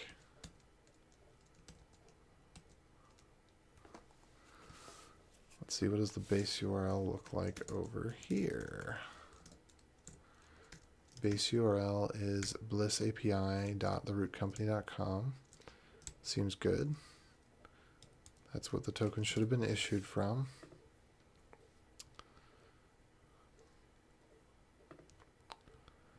I agree with that. I'm going to check this token and see what it looks like. Key pairs, inspect. I don't want to check it over here. Let me check it over here. Key pairs, inspect. Paste this token. And what have we got? It's got a valid issuer. OIDC key not found. Oh, I know why that is. I know why that is. A very, very, very common problem when dealing with reverse proxying, caddy, and APIs will be that the well-known host needs to be excluded. So I'm just going to open up webinstall.dev, take a look at the cheat sheet for caddy.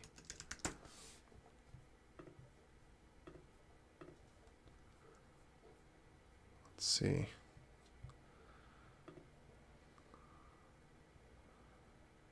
And then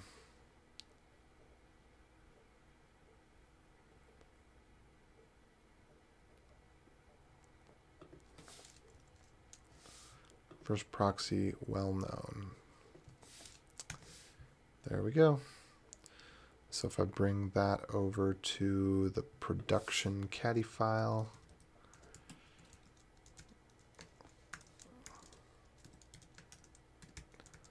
I suspect that this will work just fine.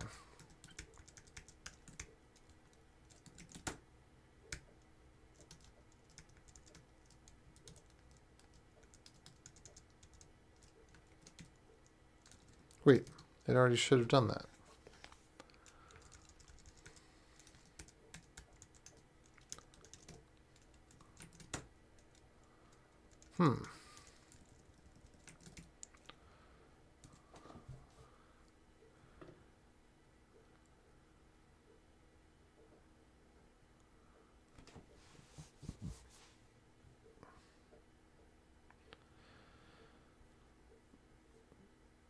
Well, I don't know what to think about that.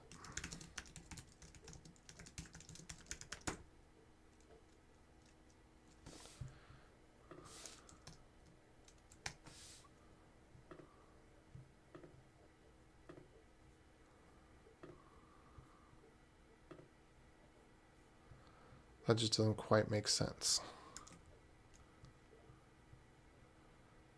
So let's try that again. OIDC key not found. So let me check and see. Well, it must have been working before. Yeah, well known's right here.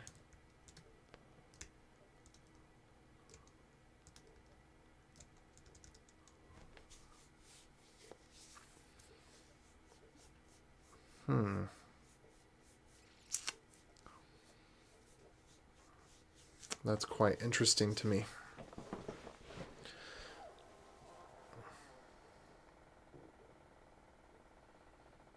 Because we definitely should get the well-known. There shouldn't be any problem with that.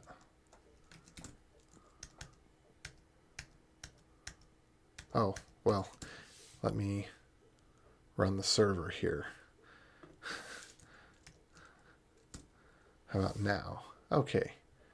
Now it found the key and it verified it. Signature is valid. Okay, so now what's the problem then? Let me refresh.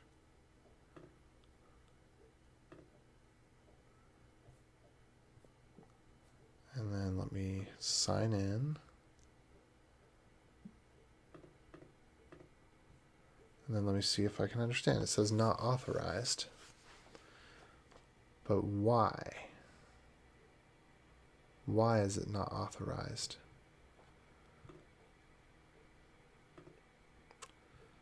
It says there's a CORS error.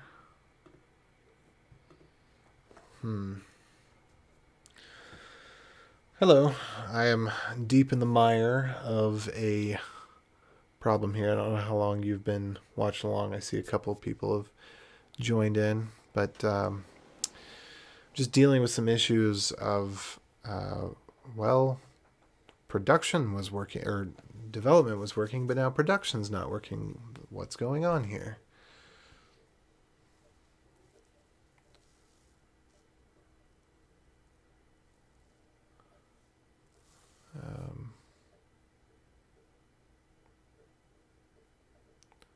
So we have user identifiers. We've got the email. We've got this is not authorized. But I'm not quite sure why it's not authorized. So let me go take a look at that error message again.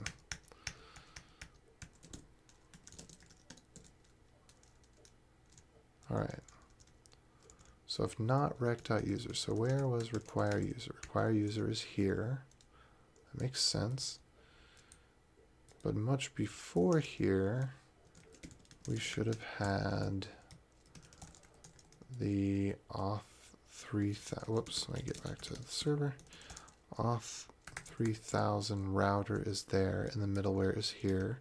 So the verify there is optional. The issuer should be the base domain. So there shouldn't be any problem there. But let me go ahead and look at this directly.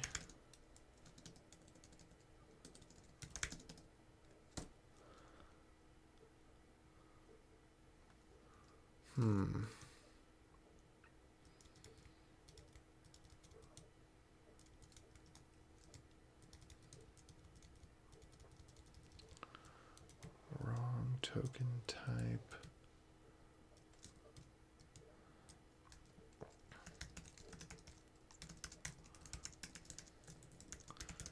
Debug.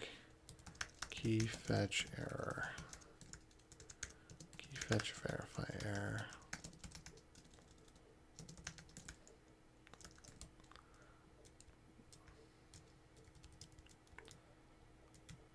Missing token. So just kind of as a sanity check.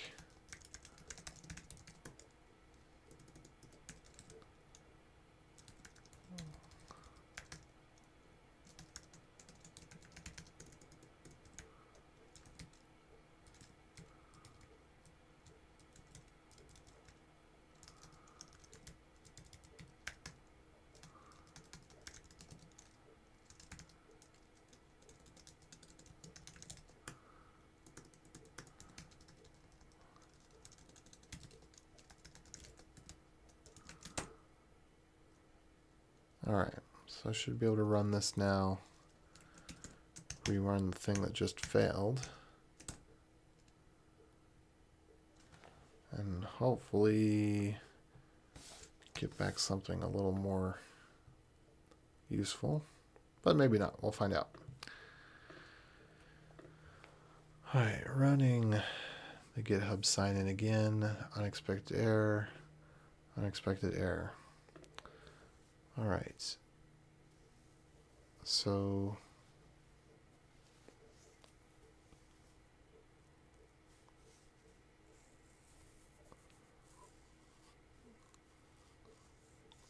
to do not authorized.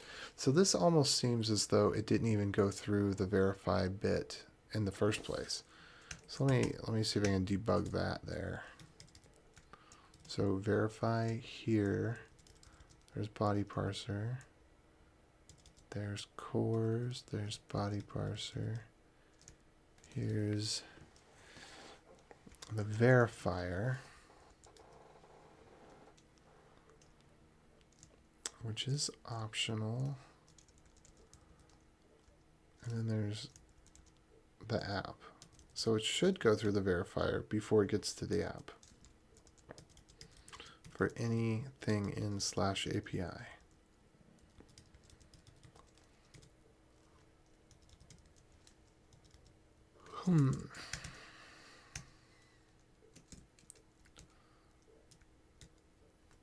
But I'm not even seeing it get here. Console.log debug.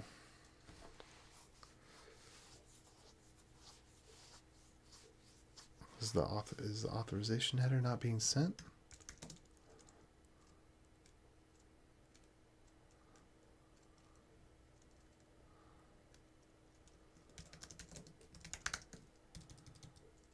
Console.log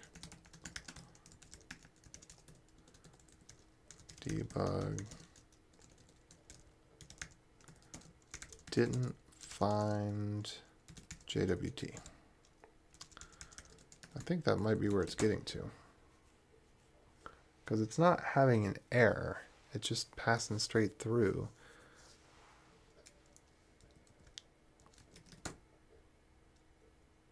But if I'm not mistaken, I mean, that looked... Let's go check here. Oh, maybe provisional headers are shown. Authorization.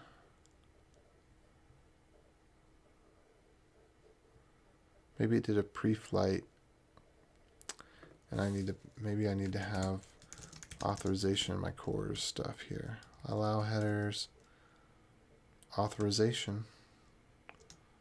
So that's good. And then maybe in my, well, it's sending authorization, so I can only assume, well, we know what assuming does. rec.headers.authorization.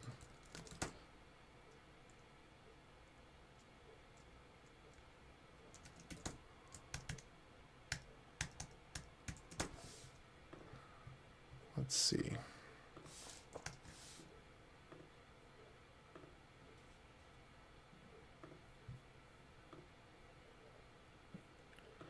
All right, fail, fail. Try to verify undefined. Okay, so what we're seeing then is maybe that the request doesn't actually have, because it says provisional headers are shown for the cores error. But then what are the actual headers? This could be the problem.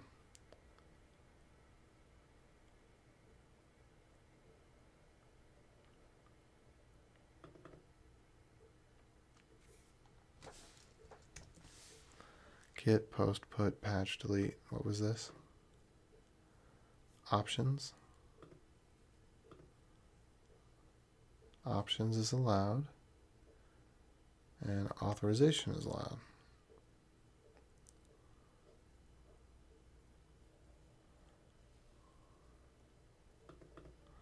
Does it need to have the same spelling?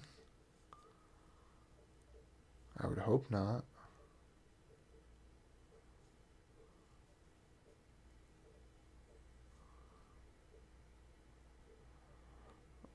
I mean, that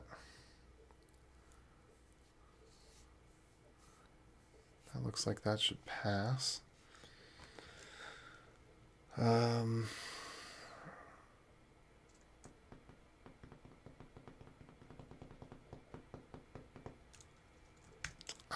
I'm gonna check something else. So what it could be here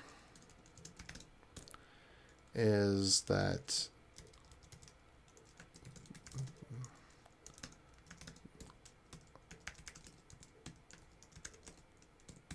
okay.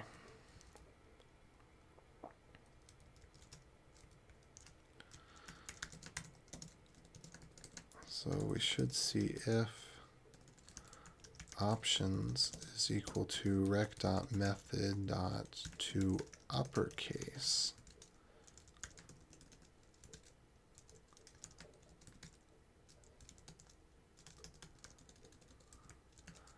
res.end and return.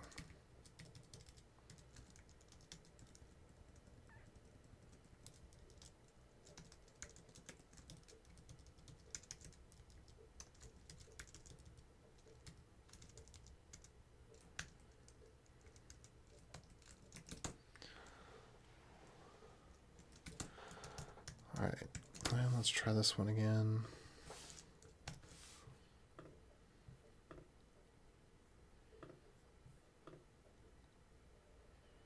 Oh, good. That went swimmingly. Huzzah. All right, so there's just a little bit of cores issue there. And then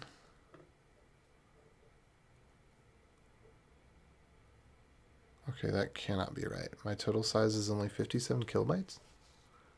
Really? Cool, that looks pretty cool. All right, everything got uploaded. That's awesome.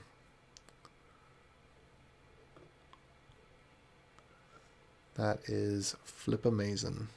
Okay.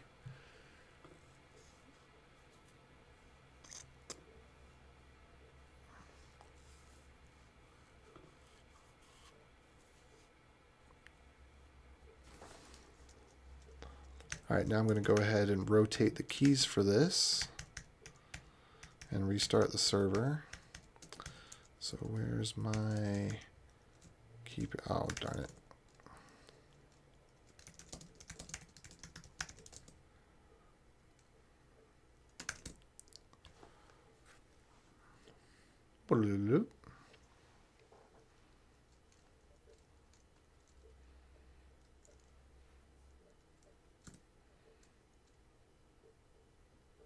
Come on.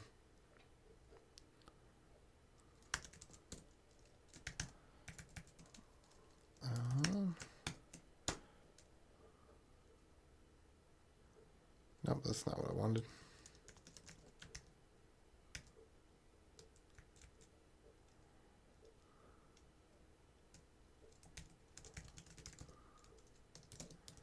Key, let's remove that. Remove pub.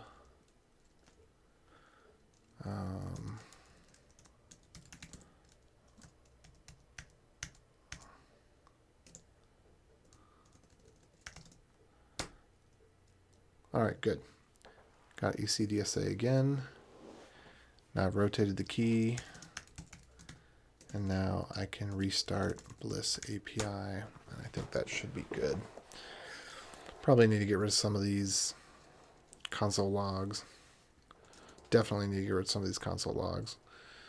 So let me just run an npm install, because I didn't change anything in the auth3000 library. Okay, restart, and then let's look at the console logs here. All right, console.log, ditch it, ditch it, ditch it.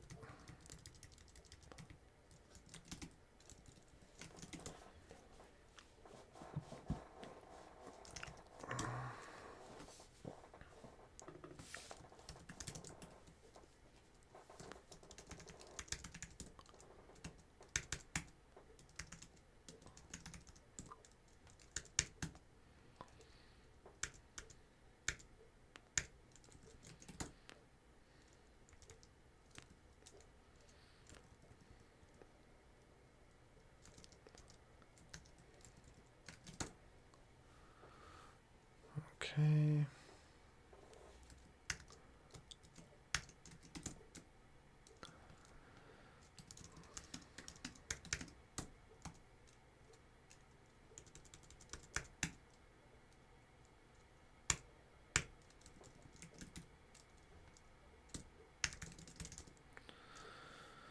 Alrighty.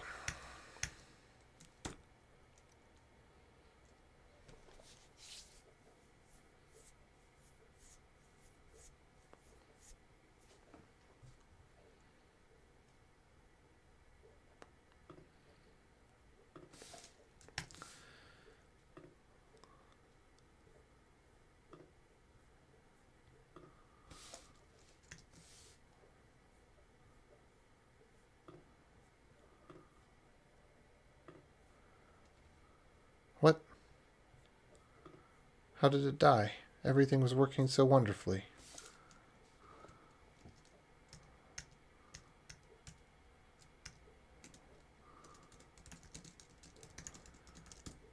Okay, npm run start.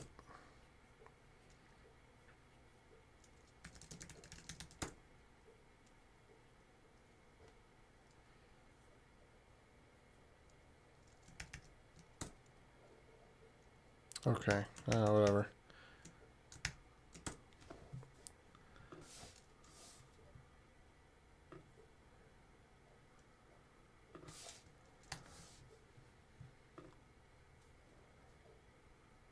Alrighty. Let's see what we got here. Should be... Well, that's weird.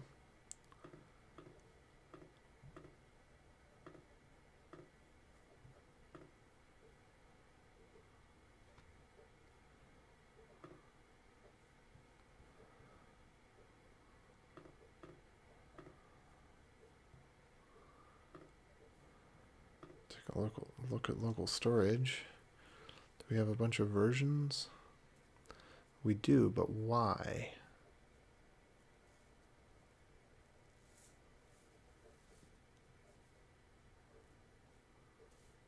Probably because something didn't finish right and had a failure. And so we synced up some stuff. Okay, well, let's refresh. Oh, okay, what's this about? Failed to fetch what and why? Sync down? Oh, it failed to fetch because it was canceled. That's probably due to a change of visibility. Let's see, 206. What's in line 206?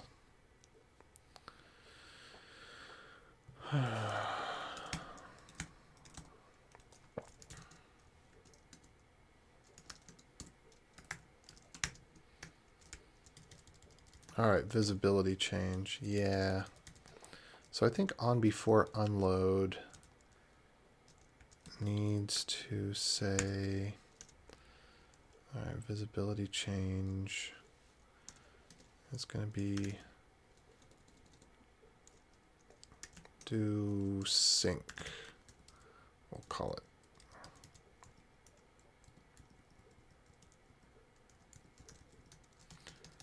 Do sync.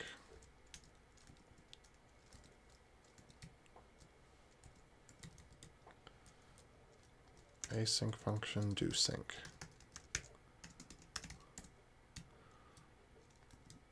All right, and now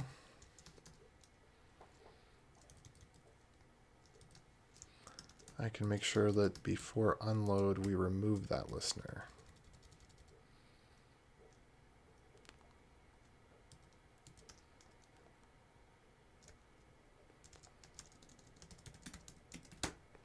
But I'm not worried about it right now. It's small potatoes. The big thing is this still fetching lots of things? No, it's not. Good. All right, cool. So this is exciting. The feature is live. Now I'm going to drag this over to my other window. I'm going to whip out my lappy-dopey and we're going to see if the sync is real or if it's just in my imagination. So whoa.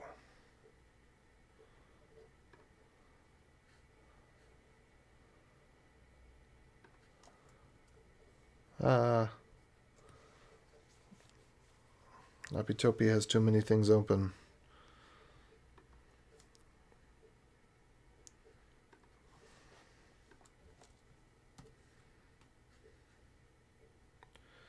And Lappy-topy needs to charge.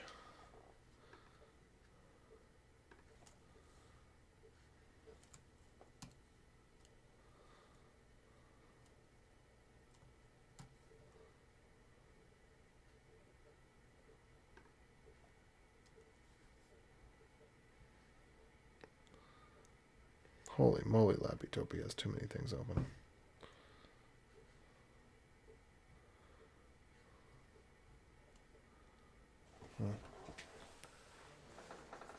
Maybe if I give it some juice, maybe it'll perk up a little.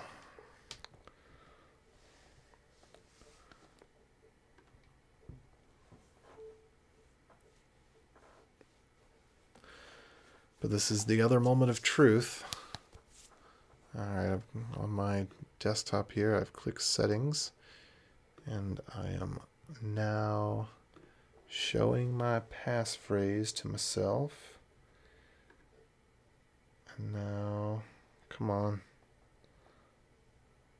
If I could just get a browser to open.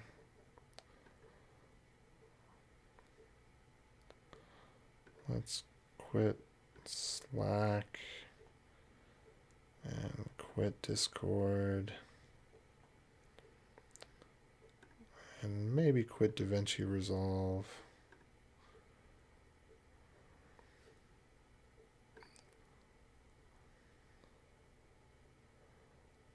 Quit messages. I knew I should have gotten the MacBook Air with 64 gigs of RAM.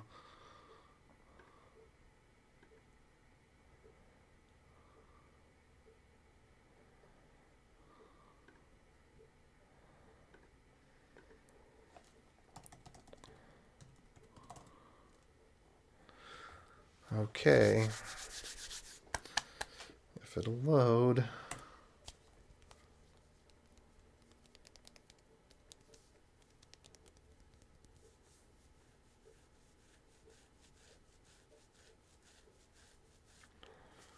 Come on. I know you can. You've done it before. What? There's a dark mode suddenly? What? I didn't make this have a dark mode. Oh well. Accidents happen.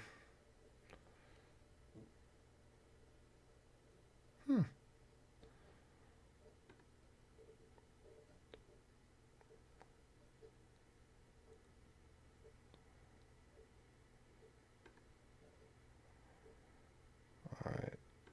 I'm going to do the sign in. Oh, good. I'm going to mute while I type the passphrase.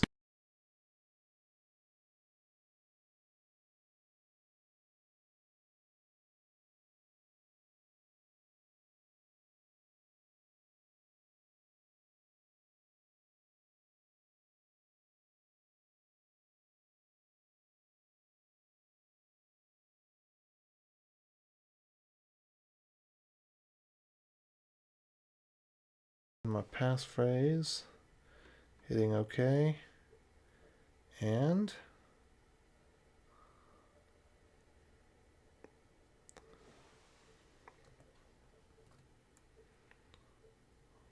oh, I didn't have my console open. Everything happened so fast.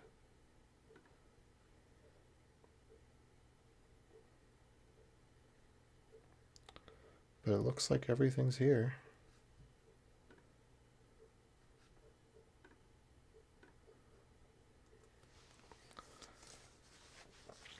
.9 kilobytes of my 500 kilobytes. 42 of my 50 documents.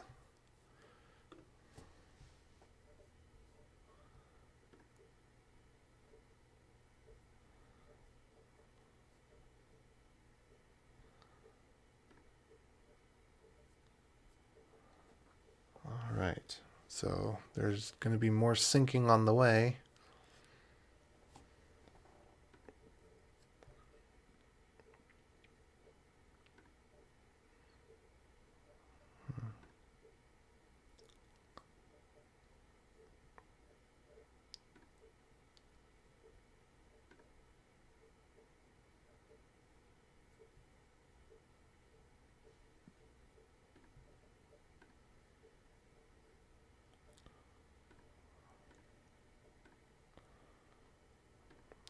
Okay. Well, it did still kind of do a weird thing where it seems that somehow the sync date wasn't right.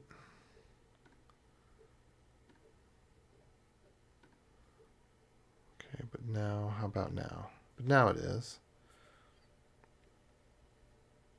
Okay. And then maybe... Oh, okay, so stuff actually just loaded over here while I wasn't even looking.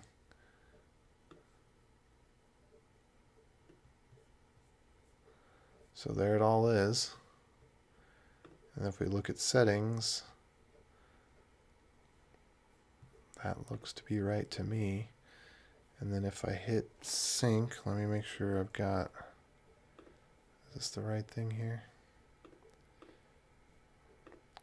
So yeah, this makes sense. This makes sense that they should have come this way.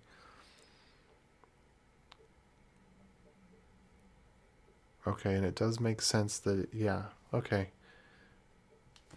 So they came this way, but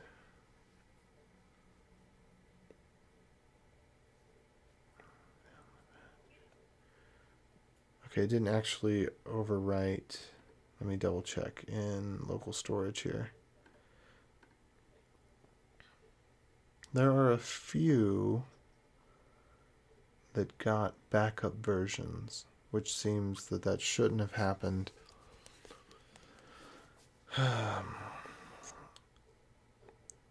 And I'd like to know why, but I don't think it's worth troubling myself with right now. But I think what may have happened is that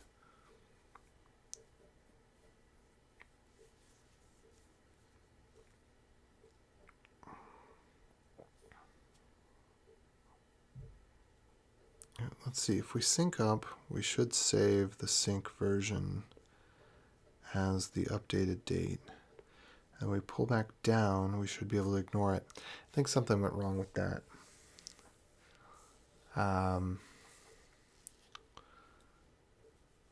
And we also shouldn't have to save a backup, whatever. No data was lost. Let's call that a win. Okay, and we just sync for funsies here. The sync interval is working. That's great. And let me go ahead and just change this one here. Let's put that there. Sync that up. Okay. Oops. All right, it went up. No change to the number of documents or the size. And then over here,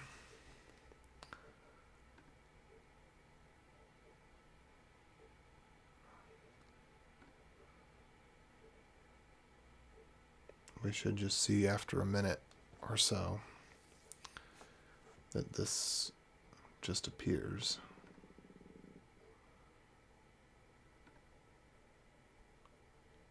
Because the sync interval should be working.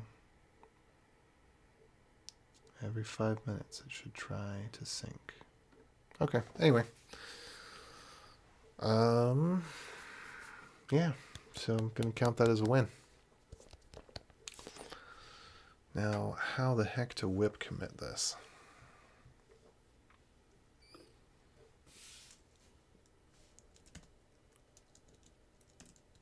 Alright, let's not deal with that one quite yet.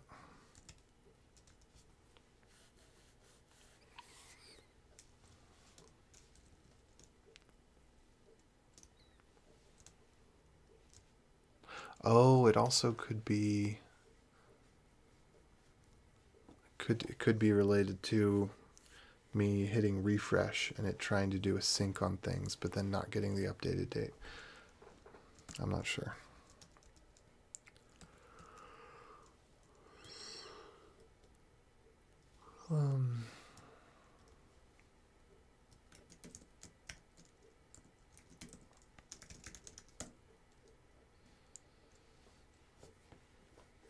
What I do know for sure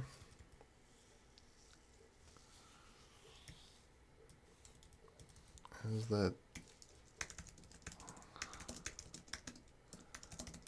we've got a bug fix here.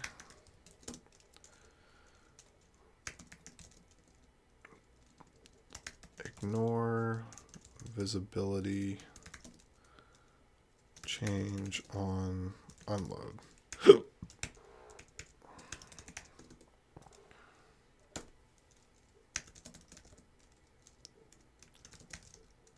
Whoops. I actually want to cherry pick that into sync.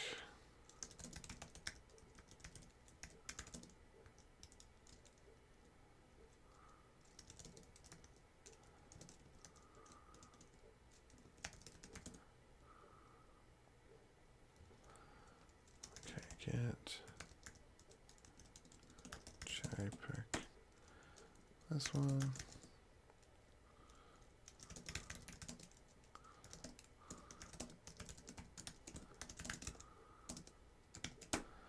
Cool, cool, cool. So that's up to date. Now, the next time I work on this, it's going to be doing refactoring because now we have something really useful. So we'll take it, we'll refactor it, and the time after that, we're going to the next series, which will probably span several, well, maybe several, but we'll probably span a few weeks, is going to be getting this to be a paid product, where we'll figure out some limits, we'll set them really low, so that people will quickly decide whether or not this is something that they feel gives them value, and then I'll be my own first customer, and maybe a couple of you will be as well.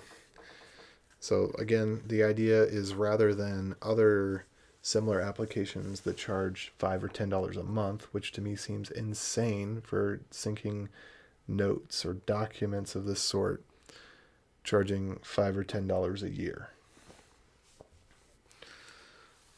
And really what this is building towards is another product entirely, but it's a good small project to kind of wet my feet. Is that, I don't even know if I'm using the right metaphors anymore. Anyway, I was going to check on something. I'm going to check, interval is working. Okay, so now,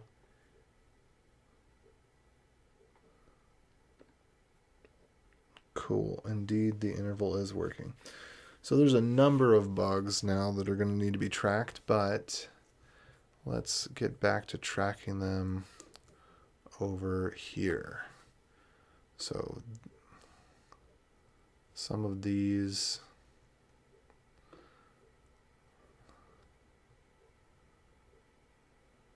all right, we got rid of description, parse description as quote, storage change event. I don't think I'm actually going to do that.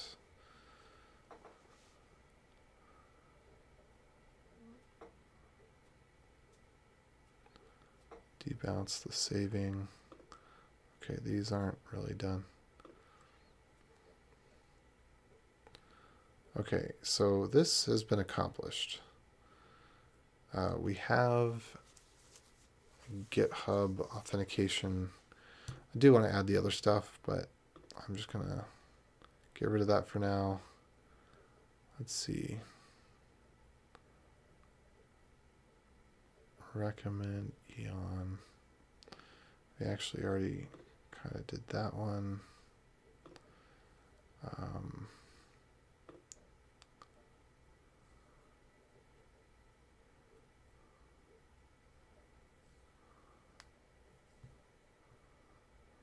Okay, I'm going to go ahead and pin this issue and then close it out.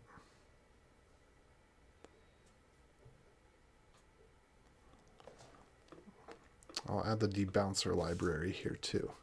So anybody that's following along on this, in the issues are some of the resources.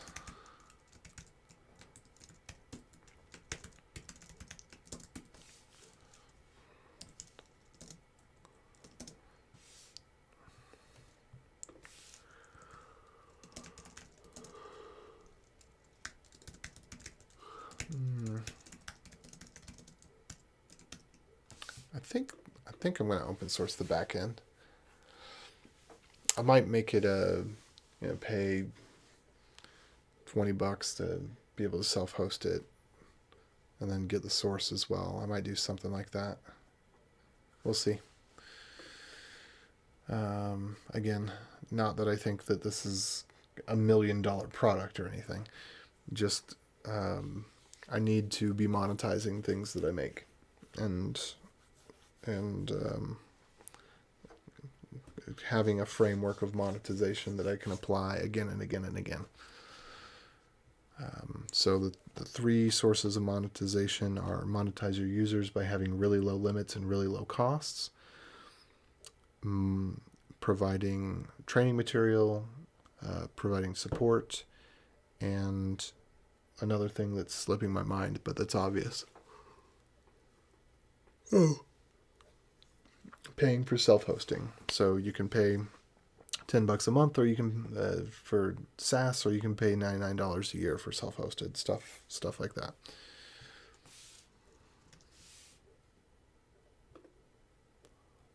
All right, so I'm going to close that out, and then I'm going to go over here, and we're going to say nits for v1 point. This is v1.5, isn't it? It's at least v1.3. So let's say bugs and nits.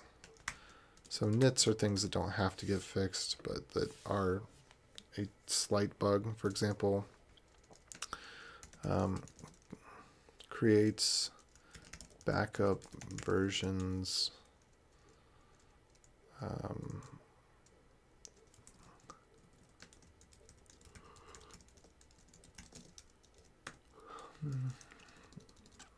Creates backup versions sometimes, despite nothing having changed. What's another one?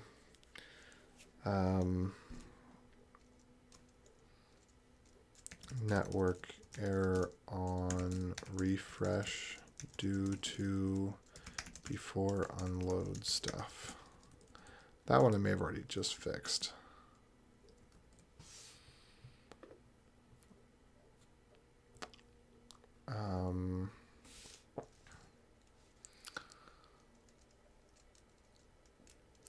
Needs smoother syncing. Currently loaded article should refresh if the sync is newer and it's not touched. So those are a couple of things. Let me see what I've got from my to-dos.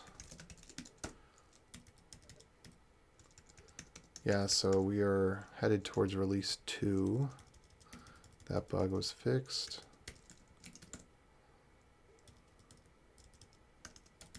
And release 2 is going to have the paywall and the ability to delete. I think we fixed this Untitled. Yeah, that one was in there twice. Per post AES keys, that actually made it out there. Okay.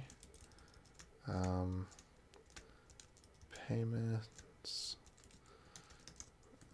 NMI is what we're going to be using through one of their merchant service whatchamajigs.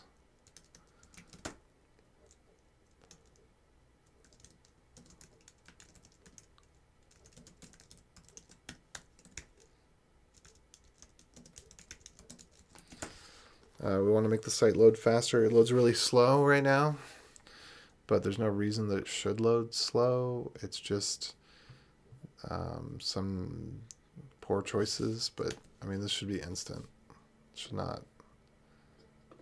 Oops. Yeah, that's just ridiculously slow. It's embarrassing. Could smooth that over a little bit with a loading spinner, but if you look at it, let me show here. Oh, the refresh. I see. I need to implement refresh token,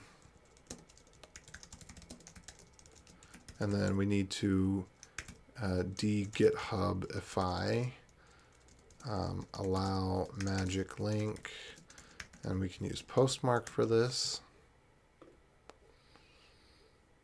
So you're going to be able to log in via email. We'll have that.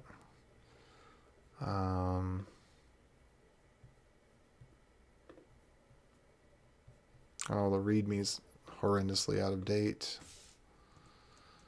Update README.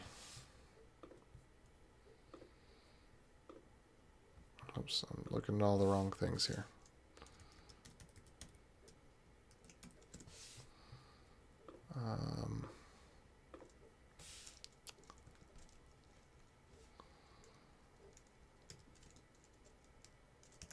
Tooling for JavaScript caching.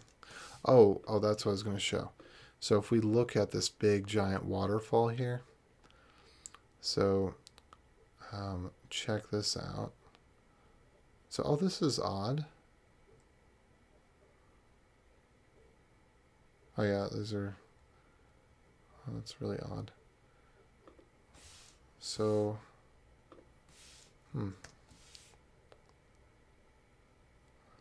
I guess we would have to serve this on our own.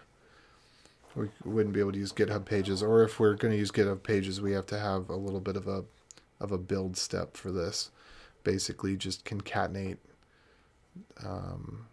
these together and have fewer script tags, concatenate and minify, and that wouldn't be so bad. We can do that in the production, on the production side of things, and yeah, it'd be okay. But you can see this 200. So this is the thing. This should be a retrieve from cache. There should be 0 time in retrieving these things that have not changed. But the problem is that, again, I've said this before, it's easier. You've got really crappy customers when you're dealing with stuff that's free. The customers that don't know what they're doing and that have high demands and high expectations and just, they're not valuable customers. And so GitHub Pages is not going to optimize GitHub Pages. They don't bother even trying in the smallest, tiniest amount. Just everything is okay. They do. Okay. There is a little tiny bit of optimization here. Well, more than tiny, because they're using Brotli encoding, which is an encoding that is not a streaming encoding. You actually save it to disk. But notice that there's no 302 founds here. It's always sending the full payload, or that's what it seems to be saying. Let me see if I can age 0 e tag. So the server, what is it? Okay, let's look at AJ query again in just a second. Oh, that one's from a CDN, so that doesn't count. Let's look at encoding here. So it's got this e tag 61582C. Right, and then what was that one encoding? Yeah, and it's got the same one. So I don't know why it's doing this, but it's giving back the same. It's giving back the full response rather than just a 302 not modified. And then,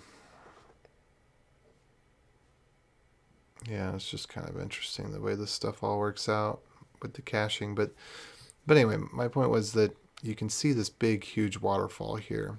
And most of the time, where's the timing thing?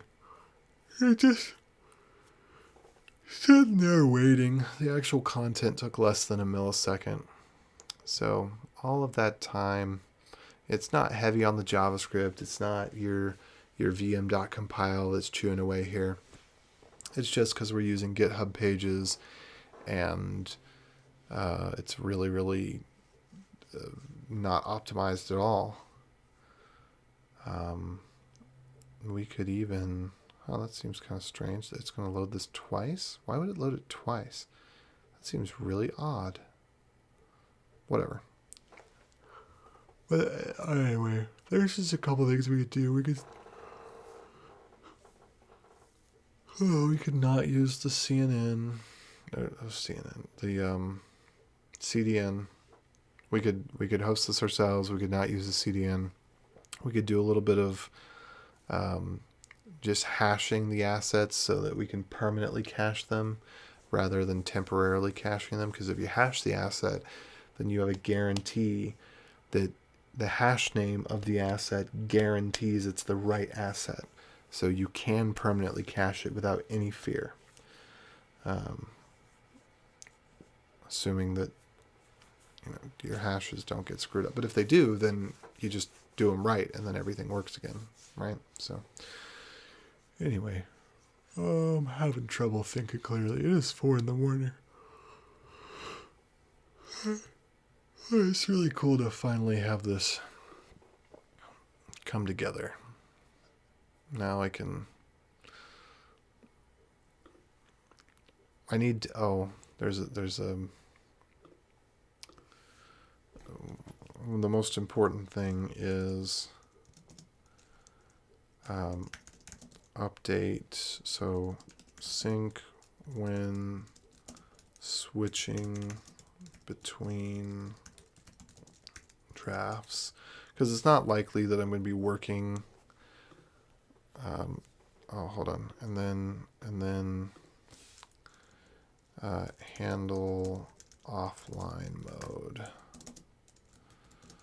I don't know what we need to do for that, but these are probably the two most important things. Is that if I load something else, if I go load on this, then whatever I was working on should get synced. While I'm working on something, it should get synced occasionally. Whenever I come to the page, it should sync down. Should sync down pretty often.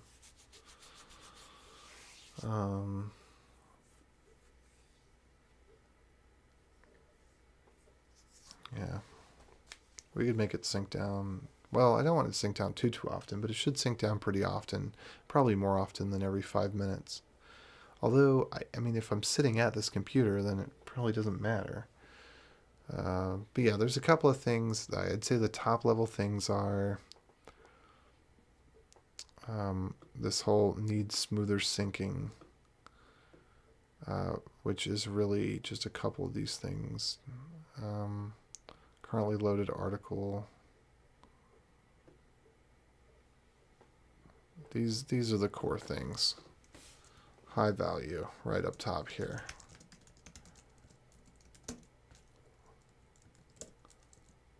And then these are the nits.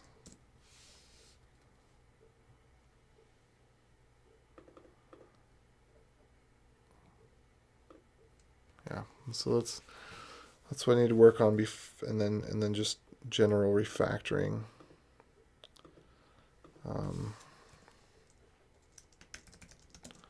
And I'd actually put that in high value before working on fixing more bugs. And we could put in here untestability. Get that sorted out. Anyway, I'm incoherent at this point. I'm super excited that this has worked out, and finally, after such a long time, I've got encrypted drafts. I'm really excited the payment processor stuff is coming along. Anyway, so all that said, thumbs up if you got them, because if you like what you like, you get more of what you like. Otherwise, thumbs down, because every thumb helps. And if you'd like to subscribe, hit the bell for personalized notifications. Check the doobly-doo for the project link and other related and unrelated links. And something or other, catch you around. Adios.